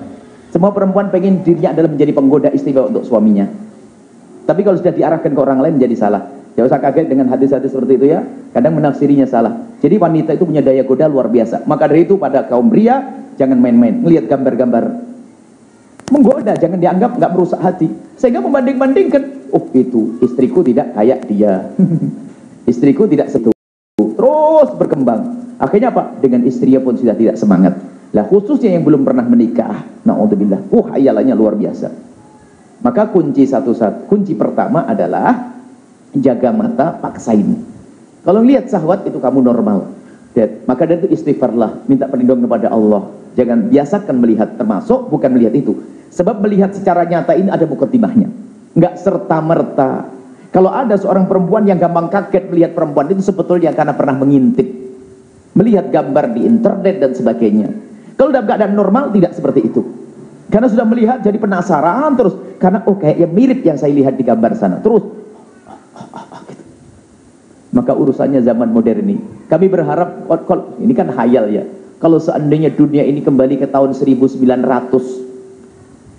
atau 1800, tak ada internet, tak ada televisi, kan enak. Nggak bingung kita nih sekarang di HP anak-anak kita. Makanya jangan Anda mudah memberikan alat-alat ini kepada anak-anak kita. Kecuali dengan protect, dengan pengarahan yang benar, penjagaan yang benar. Baik, jadi untuk yang bertanya tadi, memang ini adalah kasus anak muda. Mohon maaf saya jawabnya panjang lebar, sebab yang muda yang tua pun punya masalah sama. Kalau sudah mata aja suka melihat yang jelek itu, yang kotor tuh, internet itu, iblis itu. Internet memang ada ilmu surganya, tapi nerakanya lebih luas lagi di situ. Baik, jadi yang pertama adalah dipaksain untuk bisa menyesali itu semuanya. Kemudian sebabnya tadi, hindari foto-foto yang tidak pantas. Dipaksain untuk tidak melihat, tidak boleh saya melihat. Dipaksain untuk bisa melatih yang demikian. Kemudian yang kedua ada cara yang harus ditempuh adalah permudahlah urusan pernikahan. Hei para orang tua, jangan engkau persulit urusan pernikahan anak-anakmu. Jangankan kau anak laki-laki, anak perempuan saja, kalau sudah ketemu orang yang meminangnya dari orang yang sekufu dengannya, maka orang tua tidak berhak melarangnya. Kalau orang tua melarangnya, namanya wali adl, boleh dilanggar. Karena ini sudah menyangkut kebutuhan pribadi seseorang. Cuman kadang orang tidak berilmu. Wahai para ibu dan para bapak, wahai para ayahanda kami, ibunda kami, jangan engkau pandang anakmu selamanya adalah anak. Sadari bahwasanya anakmu saat ini sudah menjadi seorang wanita dan seorang pria. Harus kita pikirkan. Cuman kadang-kadang nih ambisi, hubud, pengen sukses urusan sekolah dan sebagainya. Pernikahan tidak akan menghalangi orang untuk sukses. Pernikahan juga tidak akan menghalangi sekolah. Pada zaman dulu tuh nggak ada istilahnya jenjang pendidikan, dapat sekolah ini selesai ini baru nggak menikah. Sesuai dengan kebutuhan. Apalagi zaman sekarang sangat berbeda. Marhaba ya, insyaallah. Apalagi zaman sekarang, malas ya marhaba. Apalagi zaman sekarang ini zaman yang ngeri. Ini ibu-ibu bapak ya, ayahanda kami, zaman dulu, zaman Anda masih kecil, mungkin masih ingat apa sih yang ada di Malaysia televisi? Terbatas televisi itu, sangat terbatas sekali. Itu pun lihat, rusaknya akhlak sudah kayak begitu. Bagaimana zaman ini hari ini? Maka mempermudah pernikahan ini hendaknya sudah kita suarakan. Halal. Sehingga anak kita tidak melakukan haram. Dan ingat, berzina adalah sebab kegelapan dunia akhirat. Perzinaan, kehinaan di dunia dan di akhirat. Maka dari itu pemudahlah urusan pernikahan. Maka bagi yang bertanya tadi, ini sudah melangkah kepada pernikahan. Jangan biarkan mata itu, jangan biarkan terseksa. Termasuk budaya yang sangat marak saat ini adalah budaya bercinta sebelum menikah. Itulah wala taqrabuz zina, itu mendekati zina yang dilarang oleh Allah Subhanahu wa taala. Bercinta sebelum menikah. Na'udzubillah, yang lihat fotonya, dengar dering teleponnya deg-degan, itu dah menghantarkan pada kehinaan. Maka dari itu anak kita harus kita jaga dari menikah, mempercepat, mempermudah urusan pernikahan. Ini termasuk solusi daripada pertanyaan tersebut. Dan seterusnya soalan daripada muslimah, bagaimanakah hukumnya suami yang keluar tabligh bulan demi bulan namun tak pernah memberikan nafkah zahir, apatah lagi batin? Bukankah tanggungjawab terhadap keluarga juga penting, sebagaimana pentingnya mengajak orang berbuat baik dan pergi mengikuti pengajian dan solat ke masjid? Mohon pencerahan. Banyak orang tertipu. Jangankan loh, ini kita sesaat harus menjadi guru fikih, saat menjadi guru cinta. Guru cinta ini penting. Nabi mengajari cinta.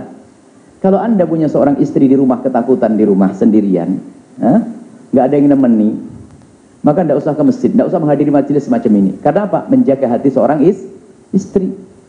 Istrinya ketakutan atau sakit, Tatonya sakit ada pengen sholat jamaah. Tapi saya sakit ada di mana? Wah ini sholat jamaah. Hawa nafsunya ngomong. Temani istrimu di rumah, belai dia, seneng kan dia. Bahkan sampai sholat Jumat pun tidak perlu sholat Jumat. Karena apa? Menjaga istrinya, nggak ada lain yang menjaganya. Atau ibundanya, atau siapa saja.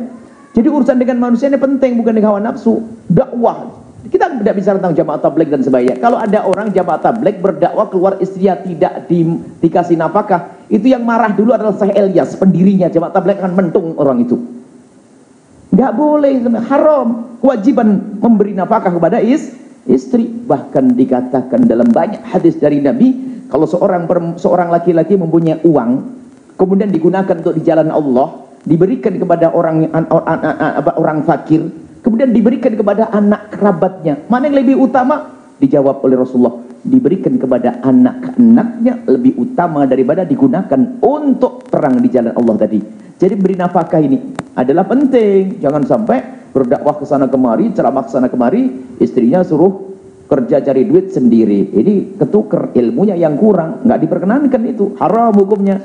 Ini. Tapi itu bukan jamaah tabligh itu sebetulnya. Itu adalah orang yang nyeleneh, yang nyeleweng dari jamaah tabligh. Sebab dari jamaah tabligh juga ada aturannya. Nah, apakah harus diberi beberapa hari pun itu ada aturannya. Bukan semua pergi lalu istri sudahlah, saya kan dakwah kepada Allah. Saya ini khuruj karena Allah. Kamu cari makan sendiri. Wah, masuk neraka duluan tuh orang. Nggak boleh begitu. Nafkah wajib, harus.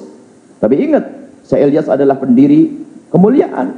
Syekh Ilyas adalah mengajar yang baik. Nggak ngajari yang semacam itu. Itu kan hanya orang berlebihan. Itu pemalas mau jamaah tabligh itu. Itu pemalas karena dia malas kerja. Akhirnya masuk jamaah tabligh saja. Saya berhujjah, beralasan. Saya lagi dakwah, kamu cari duit sendiri. Nggak boleh itu. Haram hukumnya. Memberi nafkah adalah wajib. Dan lebih wajib daripada yang lainnya. Karena ini menafkah daripada khuruj tadi.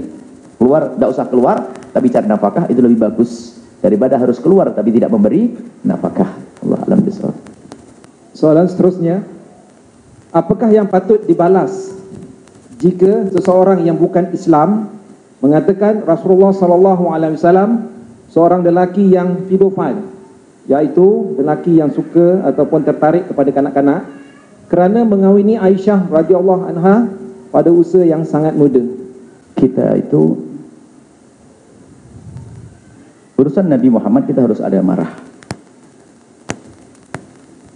Tapi marah kita pun harus kita atur, kita manage. Kalau tidak punya marah, orang tidak punya marah itu cacat. Jadi marah itu harus ada aturannya. Kalau marahnya seseorang itu dipandu dengan akal sama syariat, maka marah itu akan menjadi satu sifat mulia namanya syaja'ah. Asy-syaja'ah. Harus marah dong. Cuman marahnya sendiri harus ada aturannya. Ya kan? Bagaimana? Kalau ada orang, kita lihat siapa dia mencaci semacam itu. Kalau orang kafir dari dulu tidak percaya dengan Nabi SAW. Ada yang perlu kita lebih marah sebetulnya. Kalau orang kafir dari dulu nggak percaya dengan Nabi, kita harus marah. Artinya dia menjadi kafir yang mengajak perang harbi dan seterusnya. Iya. Tapi ada sering kita terlena. Ada. Dari orang-orang dari kaum muslimin, banyak seperti di Indonesia juga ada yang membela orang-orang yang menghalalkan sesuatu yang sudah diharamkan oleh Al-Quran, oleh Rasulullah, seperti memperkenankan homoseks, memperkenankan lesbi. Itu kan ada orang mengatasnamakan agama. Ini yang kurang ajar benar atas nama Islam, karena dia mengaku percaya Nabi Muhammad, percaya Al-Quran, tapi dia telah mencoreng Al-Quran. Nah, kalau ada orang mencaci Nabi Muhammad dari orang yang tidak punya agama, tidak kenal Nabi Muhammad, dari dulu memang kerjaannya semacam itu. Maka kita harus nampakkan marah. Tapi marah kita harus ada aturannya. Lalu bagaimana? Kalau memang kita bisa perang, ya perang. Tapi kan ada aturannya. Gimana kita berperang? Hanya teriak saja, kita harus begini-begini. Ada amal nyata yang perlu kita laksanakan dalam rangka kita menjelaskan kepada umat. Yang menjadi masalah ini adalah di saat mereka menginformasikan informasi negatif tentang Nabi, yang jadi masalah adalah banyak kaum muslimin yang ke bawah mengiyakan di saat seperti itu. Nah, mengiyakan, ini problem kita, maka perlu kita kuatkan di dalam diri kita. Problem akidah itu memang ada. Makanya pertama, ku anfusakum, Kami lebih senang kalau kita berbicara tentang anak-anak kita pahamkan kecintaan kepada Nabi sallallahu alaihi wasallam. Kalau sudah anak kita tanamkan kecintaan kepada Nabi, kalau ada orang nyaci Nabi langsung dia angkat pedang itu. Semangatnya ada. Tapi kalau sudah dayut atau sudah tidak punya cemburu, Nabi dicaci, ya sabar. Sabar. Ini bukan urusannya sabar. Kalau dirimu yang dicaci kamu boleh sabar, tapi Nabi dicaci kita harus marah. Gimana sikap kita? Lah kita sebagai apa? Mungkin kita sebagai negara yang bisa menjelik, memberikan khitab, sebenarnya tujuannya adalah apa? Untuk beritahu kepada dunia bahwasanya hal itu tidak boleh terjadi. Misalnya ada di Prancis atau Denmark waktu itu, kita harus membuat gerakan protes. Iya. Ya protes itu agar mereka dari dulu tidak percaya Nabi. Bahkan kalau tidak percaya Nabi, dia mengatakan bahwa Nabi kata seorang perempuan, naudzubillah. Dia percaya dia. Memang tidak percaya, kita ngomong kayak apapun juga tetap tidak percaya. Kita pakai hujah 1000 hadis pun nggak ngerti, nggak percaya. Memang dia seperti itu. Tapi dari sisi kita memang harus ada gerakan. Kita suarakan bahwasanya kita tidak terima dengan yang demikian itu. Tidak boleh. Tapi di sisi lain memang kadang-kadang gini loh ya. Mencaci itu kan tidak boleh. Kita tidak boleh mencaci Tuhannya orang lain. Takut dia membalas mencaci Tuhan kita. Bukan kerjaan kita mencaci, kita protes. Ini adalah kerjaan yang salah, merendahkan Nabi SAW. Ini adalah begini, kita membuat selebaran, koran dan sebagainya. Ini adalah penistaan agama dan suarakan kepada orang, semua orang. Ini harus agar kita marah itu harus ditampakkan. Bukan berarti langsung orangnya digantung di mana tempat itu hanya omongan saja. Digantung orangnya, ya kalau bisa digantung. Cuman menggantung sendiri memang dari dulu dia itu memang orang yang tidak pernah percaya dengan Islam. Kalau mencaci Islam, seperti kejadian mohon maaf di sebuah negeri ada seorang non-muslim merendahkan Al-Quran. Dari awal tidak pernah percaya kepada Al-Quran. Maka bahaya sekali kalau seandainya kita pilih, tentu bakal merendahkan lagi. Jadi yang perlu kita antisipasi adalah masyarakat kita sendiri. Jangan tertipu kita. Kadang-kadang kita sibuk sana, mohon maaf ya. Nabi Muhammad itu mahal. Yang kita khawatirkan kita ini menggunakan Nabi Muhammad hanya untuk label kita. Waktu kita mengangkat pedang Allahu Akbar karena Allah atau karena pengen dipotret oleh koran. Kita mungkin sudah organisasi di Malaysia misalnya, organisasi pejuang di jalan Allah. Kalau ada Nabi Muhammad dicaci, kalau tidak keluar, wah gimana ini kita pejuang kok tidak keluar? Cuman ya hanya pengen dilihat di koran saja, di majalah, di magazine, dari mana. Rubah niatnya yang salah.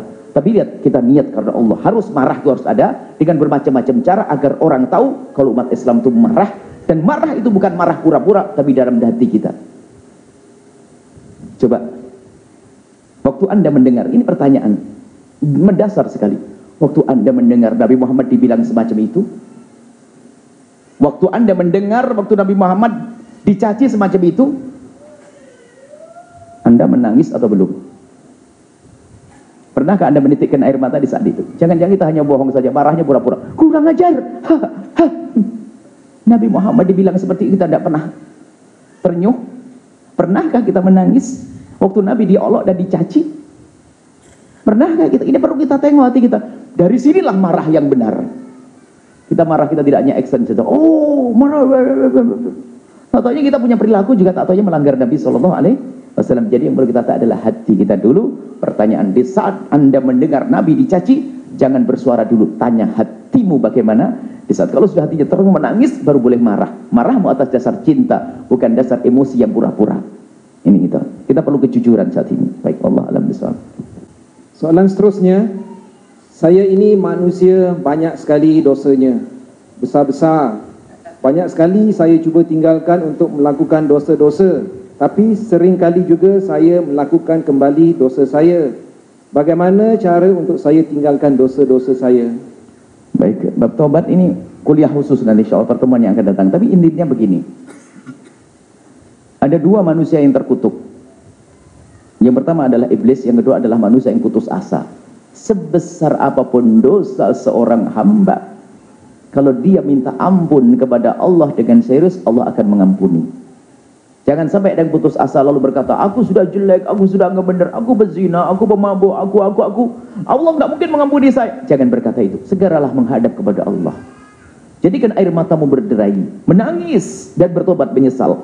Dan rasa takut harus kita bangun saat itu. Tobat saja sudah. Sebesar apapun dosa yang dilakukan seorang hamba, maka ketahuilah pengampunan Allah lebih besar dari itu semuanya. Ini dulu. Kemudian tobat ada aturannya, ada caranya. Tobat kepada Allah dan tobat kepada dosa manusia. Kalau dosa kepada Allah, Untuk membantu tobat itu adalah jangan biasa membicarakan, menyebut atau bercerita tentang dosa kepada Allah tadi. Jangan ceritakan kepada manusia. Supaya tobat kita enak. Hijrah ke satu tempat yang tidak tahu kalau orang itu berzina, tidak tahu kalau dia mabuk, biar dia tampak sebagai orang yang baik. Sebab dosa kepada Allah hanya Allah saja. Ada orang berzina datang kepada Rasul, ya Rasulullah, halaktu wa qad zanaitu fatahhirni. Ma'is kisahnya. Ya Rasulullah, aku kepleset, aku terjatuh, aku masuk zina. Bersihkan aku ya Rasulullah. Nabi tidak langsung mencambuk, tidak langsung merajam, tapi Nabi menutupi la'allaka lamasta. Mungkin kamu hanya bersentuhan saja. Tidak ya Rasulullah, aku melakukannya. Nabi menjawab yang kedua, la'allaka qabbalta. Mungkin kamu hanya mencium saja. Tidak, aku melakukan ya Rasulullah, la'allaka fakhatta. Mungkin tidak sampai masuk di antara dua paha saja. Tidak ya Rasulullah, aku melakukannya sampai 4 kali. Nabi bertanya, afi aqli syek. Apakah di akalnya ada yang rusak ini? Orang gila ini? Tidak ya Rasulullah, dia sehat. Baru tegakkan hukum Rasulullah. Tapi ini isyarat bahasanya, dosa kepada Allah hendaknya ditutup. Nabi berusaha untuk menutup, khususnya perzinaan. Sebab apa? Kalau sudah orang ketahuan di masyarakat yang dia pelaku zina, susah bertobat. Karena apa? Semua orang sudah mengatakan pezina. Mungkin menjadi putus asa. Sehingga karena dia putus asa, terserah deh. Kamu ngomong apa saja, biarin. Mau zina kek, mau enggak kek. Nah kan? Karena apa? Zina sudah tersebar. Maka hendaknya ditutup dan ditutup. Kullu ummati mu'afa. Umatku aman-aman saja. Illal mujahirun. Kecuali yang berterang-terangan. Dalam riwayat berzina.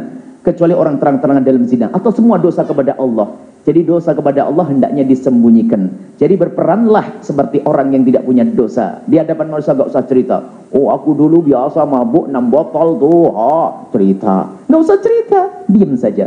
Zina, jangan ceritakan kepada siapapun dari bangsa manusia. Agar mudah tobat. Jangan sampai keluarga tahu. Semuanya jangan sampai tahu dari bangsa manusia. Jadi tobatnya yang perlu diinikan. Karena biasanya kepleset lagi itu karena apa? Tidak mampu dia. Berat, teramat berat tobatnya. Juga ada tobat misalnya, mohon maaf, ini ada sebagian orang tobat, cara mengajari tobat salah. Contohnya ada orang punya tato. Di Indonesia kan banyak. Di sini tak tahu ada orang tato ya? Tato. Suruh tobat disetrika. Ini gimana nih preman disetrika? Ini kan ilmunya dari mana? Ya malu dong preman. Gak apa-apa, biarkan dengan tato seperti itu. Tapi saya mau tobat. Tobat tidak harus membongkar tatomu. Tatomu tidak usah dibuang. Biarkan saja. Tapi kalau saya jadi ustadz bagaimana? Oh bagus. Ustadz kelihatan begini, preman, penjahat, jadi ustadz. Biar tahu, ustadz, jangan sampai ada pelajar mondok belajar agama lama-lama tapi tak bisa jadi ustadz. Jadi nggak apa-apa. Jadi cara bertobatnya. Jadi untuk yang bertanya tadi, bagaimana? Tetaplah Anda bertobat dan berusaha untuk tobat-tobat. Kalau saya masuk lagi, ada orang cerita pada Nabi, ya Rasulullah, saya pernah bertobat, tapi saya masuk dosa lagi. Kata Nabi, tobatlah lagi. Tapi setelah saya tobat, saya dosa lagi ya Rasulullah. Tobat lagi ya Rasulullah. Tobat lagi wahai hamba Allah. Tapi setelah saya tobat, saya kepleset lagi. Ya tobat lagi. Sampai kapan ya Rasulullah? Sampai kalau kamu bosan tobat, maka Allah pun bosan tidak ampuni kau. Tak terus bertobat. Terus bertobat. Jangan sampai putus asa tidak tobat. Tapi ingat, yang harus kita takuti adalah kalau ada orang melakukan kehinaan lalu dicabut nyawanya oleh Allah. Maka siapapun yang mendengar suara ini, jika Anda mendengar orang berbuat dosa sebanyak apapun, untuk segera bertobat, takut keburu mati, tak taunya belum diampuni oleh Allah. Dan ingat, semua dosa yang belum diampuni oleh Allah akan tampak di alam barzah, akan tampak di padang mahsyar, akan tampak di akhirat. Tapi kalau kita mohon ampun kepada Allah, kalau sudah diampuni di dunia, beres. Maka segeralah bertobat. Tidak usah ragu, kalau kepleset lagi, segera kembali lagi tobat. Semakin kuat tobatnya. Kepleset lagi, bertobat lagi. Tidak boleh menyerah untuk bertobat. Jangan sampai menjadi orang yang berputus asa. Wallahu a'lam bishawab. Soalan seterusnya, bagaimanakah caranya untuk memaafkan orang, yaitu saudara sendiri yang menodainya semasa kecil? Dendamnya sangat hingga tak mampu memaafkan. Baik, ada menodainya, menzinainya mungkin ya. Menzinainya. Ketahuilah bahwasanya tutup aib itu. Tak usah bercerita kepada siapapun. Mungkin wanita tersebut kalau mendengar suara ini, tidak usah cerita kepada siapa tentang penodaan itu. Gak usah bercerita kepada suami yang bakal menikahi. Termasuk kami nasihatkan kepada semua wanita yang pernah terpleset dalam zina, kalau hendak menikah tidak usah bercerita tentang kisah perzinaannya. Berperanlah sebagai seorang wanita yang masih perawan. Jangan cerita. Hanya wanita dungu dungu yang bercerita tentang perzinahan masa lalunya. Dungu dan dungu dan dungu. Dungu karena Nabi tidak boleh, Nabi melarang untuk bercerita. Tidak boleh cerita. Dan termasuk wanita tersebut yang pernah dinodai oleh pamannya atau siapapun, hendaknya jangan bercerita kepada siapapun. Doakan agar Allah mengampuni dan Allah menjadikan dia orang soleh yang takut kepada zina. Sudahlah, urusan serahkan kepada Allah Subhanahu wa taala. Mungkin marah, mendendam dan sebagainya. Marah, iya, marah maknanya apa? Dia telah diperlakukan dengan tidak benar, ia marah. Akan tapi tetap kita perlu mendoakan dia. Semoga yang menodai tadi diampuni oleh Allah, tidak melakukan lagi, dimuliakan oleh Allah. Doakan semarah apapun kita. Nggak boleh. Kalau nanti dendam, terus berkepanjangan menjadi orang putus asa. Kemudian akhirnya ngurus masalah keperawanan dan sebagainya. Akhirnya menjadi pezina setelah itu, naudzubillah. Jadi tetap harus membuka hatinya, tapi bukan berarti berkomunikasi, memaafkan, tidak harus ngobrol loh ya. Justru nggak boleh. Kalau dengan perempuan laki-laki yang pernah menzinai, jangan-jangan terulang lagi. Tidak boleh menemui dia, tidak boleh dekat dengan dia, tidak boleh dekatan dengan dia. Karena kalau dekatan dengan dia takut terjadi apa-apa. Itu bukan, tapi bukan berarti kita tidak mendoakan doa yang baik. Doakan saja di belakang sana. Semoga yang pernah menodaiku itu ya Allah ampuni dia dan jangan sampai terulang lagi. Doakan yang baik. Kalau kita doain jelek tambah bahaya, tambah jahat, kita diperkosa lagi nanti tambahan. Jadi perlu mendoakan yang baik, tidak boleh kita mendoakan itu juga umat Nabi Muhammad yang kebeleset. Dan juga mungkin itu masa lalunya dan sekarang sudah menjadi baik, mungkin sekali. Baik. Dan khusus hal-hal yang semacam ini memang kadang-kadang perlu terapi khusus. Kepada seorang wanita yang pernah diperlakukan semacam itu kadang-kadang perlu terapi khusus.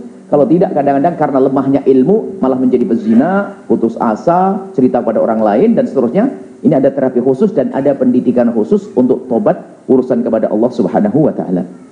Soalan seterusnya, apakah pandangan Buya tentang cinta selepas nikah?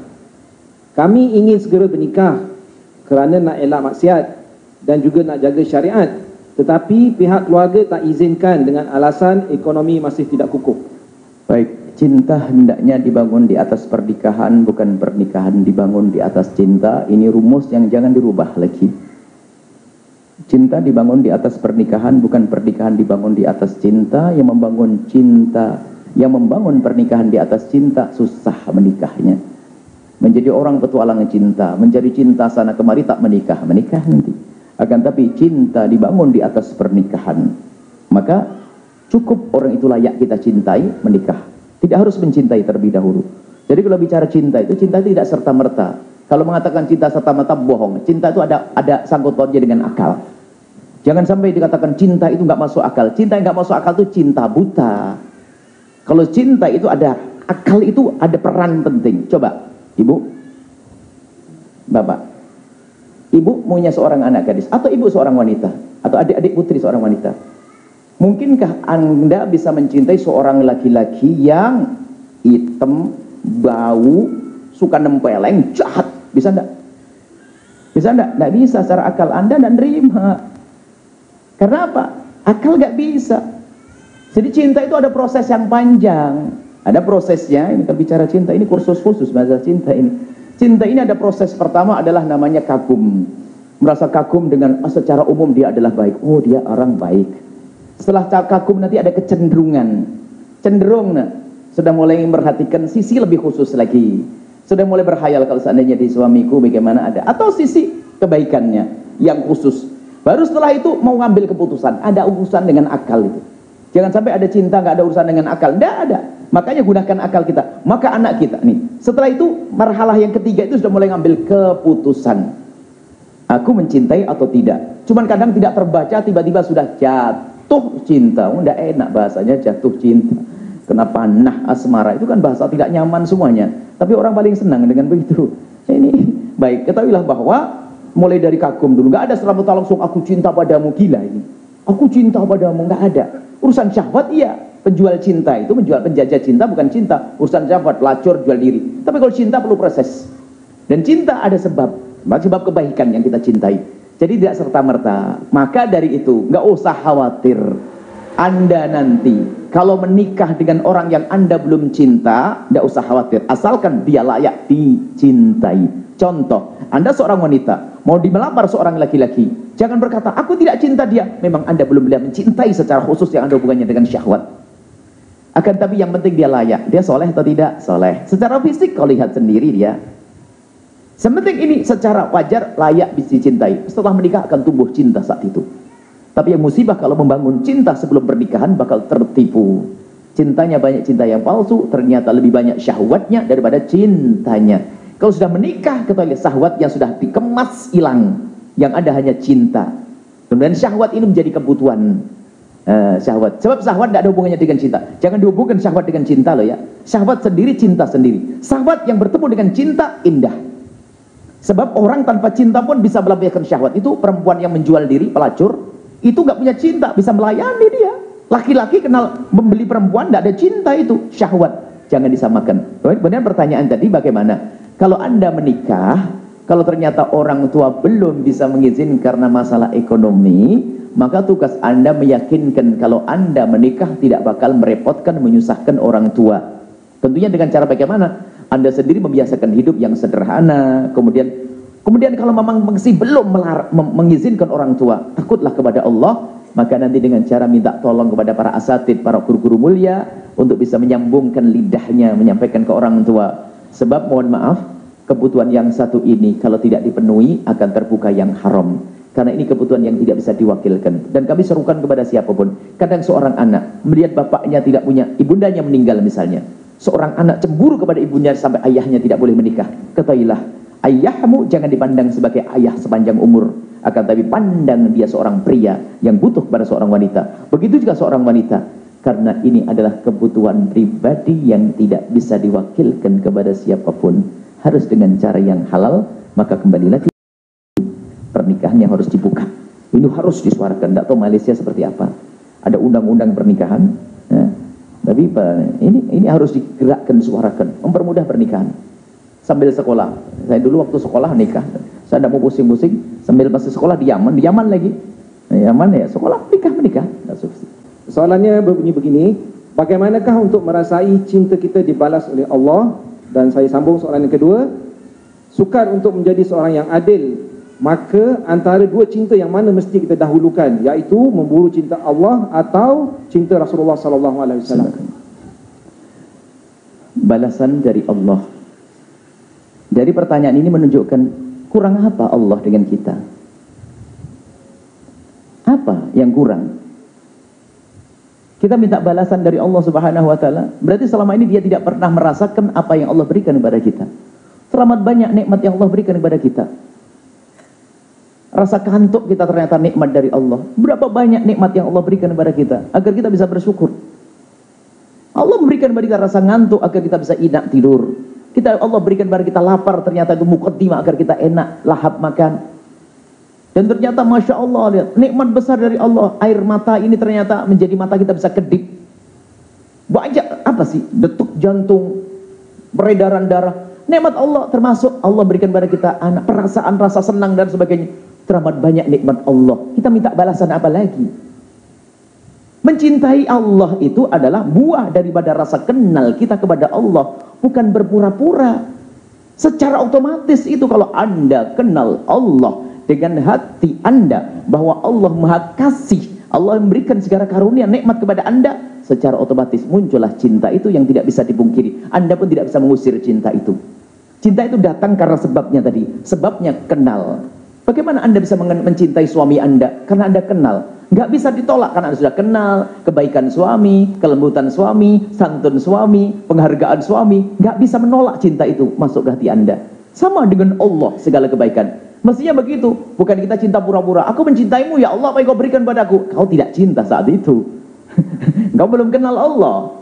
Bagaimana? Kalau kita kenal Allah secara otomatis muncul cinta. Allah yang berikan kepada kita kehidupan, Allah segala nikmat yang Allah berikan pada kita.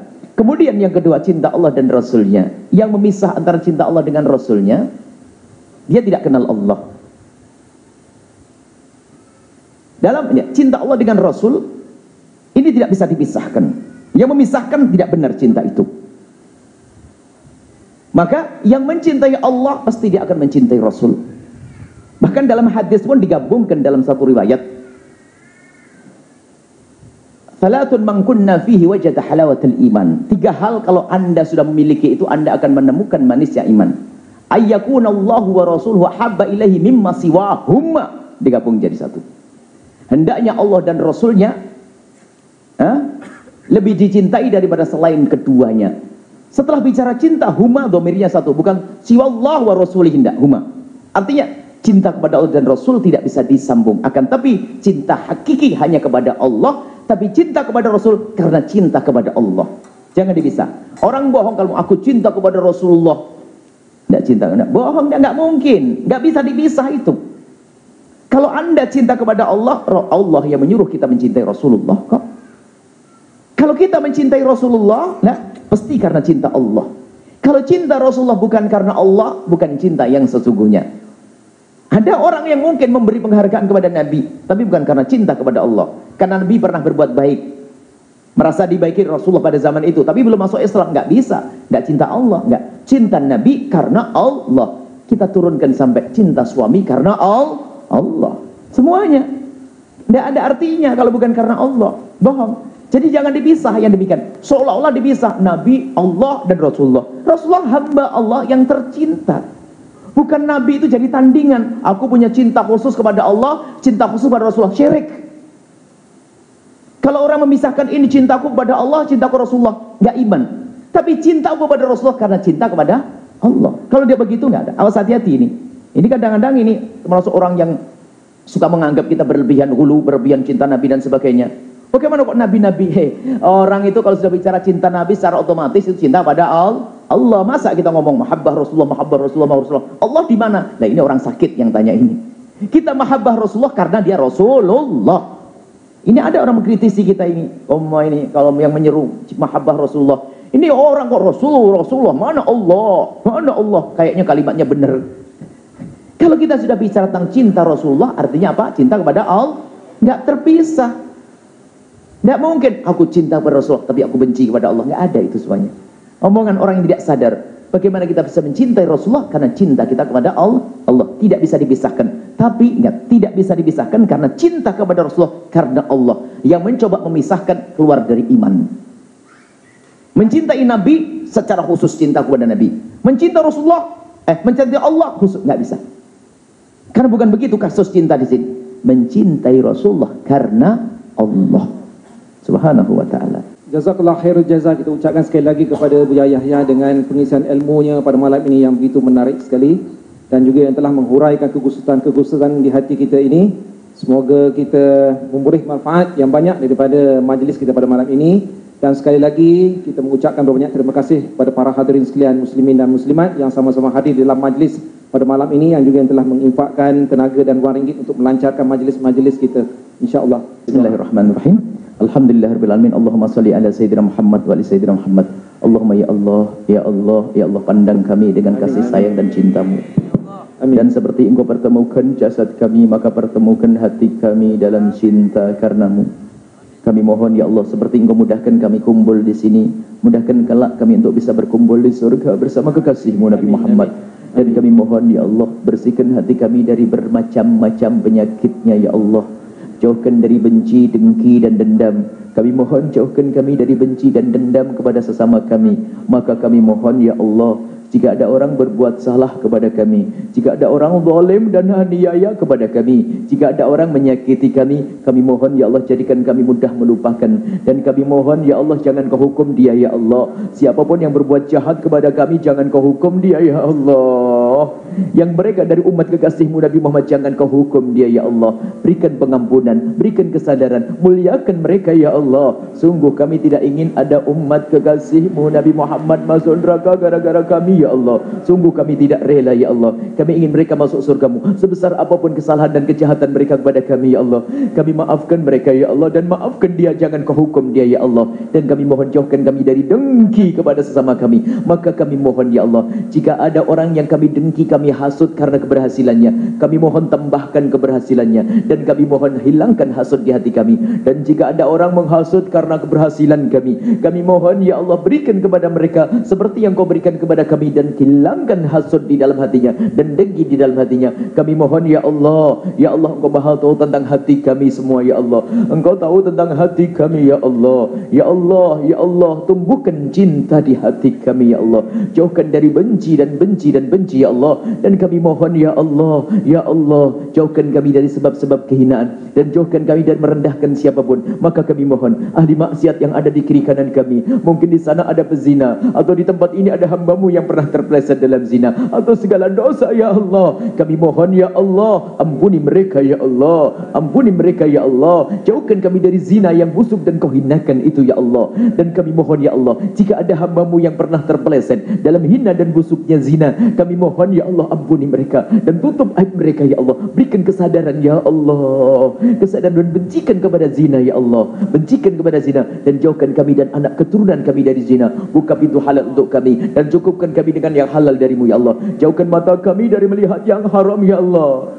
Haram yang pernah kami lihat, ampuni. Jangan Kau hukum mata kami karena apa yang kami lihat dari keharaman itu. Jangan Kau, ya Allah, ampuni kami dengan kasih sayang-Mu ya Allah. Ya Allah, jangan Kau hukum mata kami di dunia dan di akhirat ya Allah. Anggota tubuh kami ya Allah, ampun dari segala dosa ya Allah, dosa-dosa yang pernah kami lakukan ya Allah. Sungguh teramat banyak, akan tapi pengampunan-Mu lebih agung dari dosa kami. Maka kami mohon ya Allah, ampuni segala dosa kami ya Allah. Jangan sisakan sedikit pun dari dosa-dosa ini ya Allah. Engkau Maha tahu tentang keadaan kami ya Allah. Dosa kami ampuni. Kami takut di neraka-Mu, kami takut di alam barzah-Mu, kami takut di siratal mustaqim, kami takut masuk jahannam-Mu ya Allah. Kami takut, ampuni kami, orang tua kami dan guru-guru kami. Berikan kasih sayang-Mu kepada mereka semua. Dan kami mohon ya Allah, ya Allah, makmurkan majlis para habaib, para ulama yang ada di kiri kanan tempat ini. Makmurkan majlis mereka ya Allah. Ya Allah, majlis mereka dengan umat-umat yang Kau cintai ya Allah. Jadikan sebab kemuliaan umat kekasih-Mu Nabi Muhammad. Ya Allah, jauhkan kami dari saling mendengki di antara kami ya Allah. Jauhkan kami dari saling membenci di antara kami. Yang sempit rezeki, lapangkan rezeki kami dengan rezeki yang halal penuh berkah. Yang sakit sembuhkan. Yang punya hutang mudahkan kami dalam bayar hutang-hutang kami ya Allah. Dan kami mohon ya Allah, berikan kepada semua yang telah berjuang di tempat ini. Ini tempat-tempat mulia ya Allah. Maka kami mohon ya Allah, berikan kepada semua yang telah berjuang di tempat ini keikhlasan, ketulusan ya Allah. Dan kembalikan kepada mereka dengan segala kebaikan di dunia dan di akhirat ya Allah. Dan kirimkan ke tempat ini orang tulus dan ikhlas ahli surga-Mu yang bisa berjuang di tempat ini ya Allah. Berjuang bersama kami ya Allah. Dan jadikan kami bersama mereka ya Allah. Dan kami mohon ya Allah, kami mohon ya Allah, jauhkan kami dari kesombongan ya Allah. Dan tambahkan kecintaan kami kepada kekasih-Mu Nabi Muhammad. Tambahkan kecintaan kami kepada ahli bait kekasih-Mu Nabi Muhammad. Dan tambahkan kecintaan kami kepada sahabat kekasih-Mu Nabi Muhammad. Dan tambahkan kecintaan kami kepada umat kekasih-Mu Nabi Muhammad. Dan kami mohon ya Allah, jangan Kau cabut nyawa kami sebelum Kau ampuni dosa kami ya Allah. Jangan sisakan sedikit pun dari dosa itu, kami takut ya Allah. Ya Allah, dan kami mohon, jika ada di antara yang hadir ini ada hamba-Mu yang tersinggung, tersakiti hatinya karena kalimat-kalimat kami mohon ya Allah, ganti dengan segala kebaikan, ganti dengan segala kemuliaan ya Allah. Dan kami mohon, wujudkan keindahan dalam rumah tangga kami ya Allah. Jadikan kami suami istri yang saling mencintai karena-Mu ya Allah.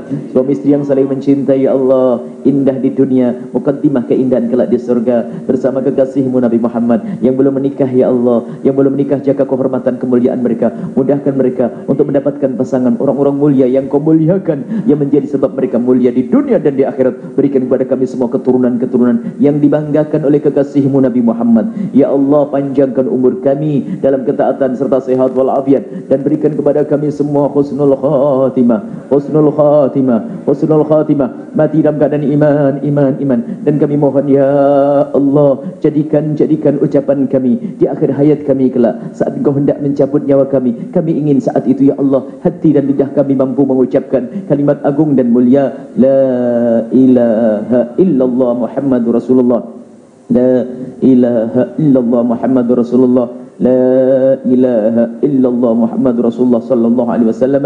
ربنا آتنا في الدنيا حسنة وفي الآخرة حسنة وقنا عذاب النار. وصلى الله على سيدنا محمد وعلى آله وصحبه وسلم والحمد لله رب العالمين. حبيب حسين فاتحة. فاتحة. أعوذ بالله من الشيطان الرجيم. بسم الله الرحمن الرحيم. الحمد لله الرحمن الرحيم مالك يوم الدين نستعين صراط الذين أنعمت عليهم غير المغضوب يا رب العالمين. Mohon maaf untuk selalu. Wabillahi taufiq wal hidayah. Assalamualaikum warahmatullahi wabarakatuh.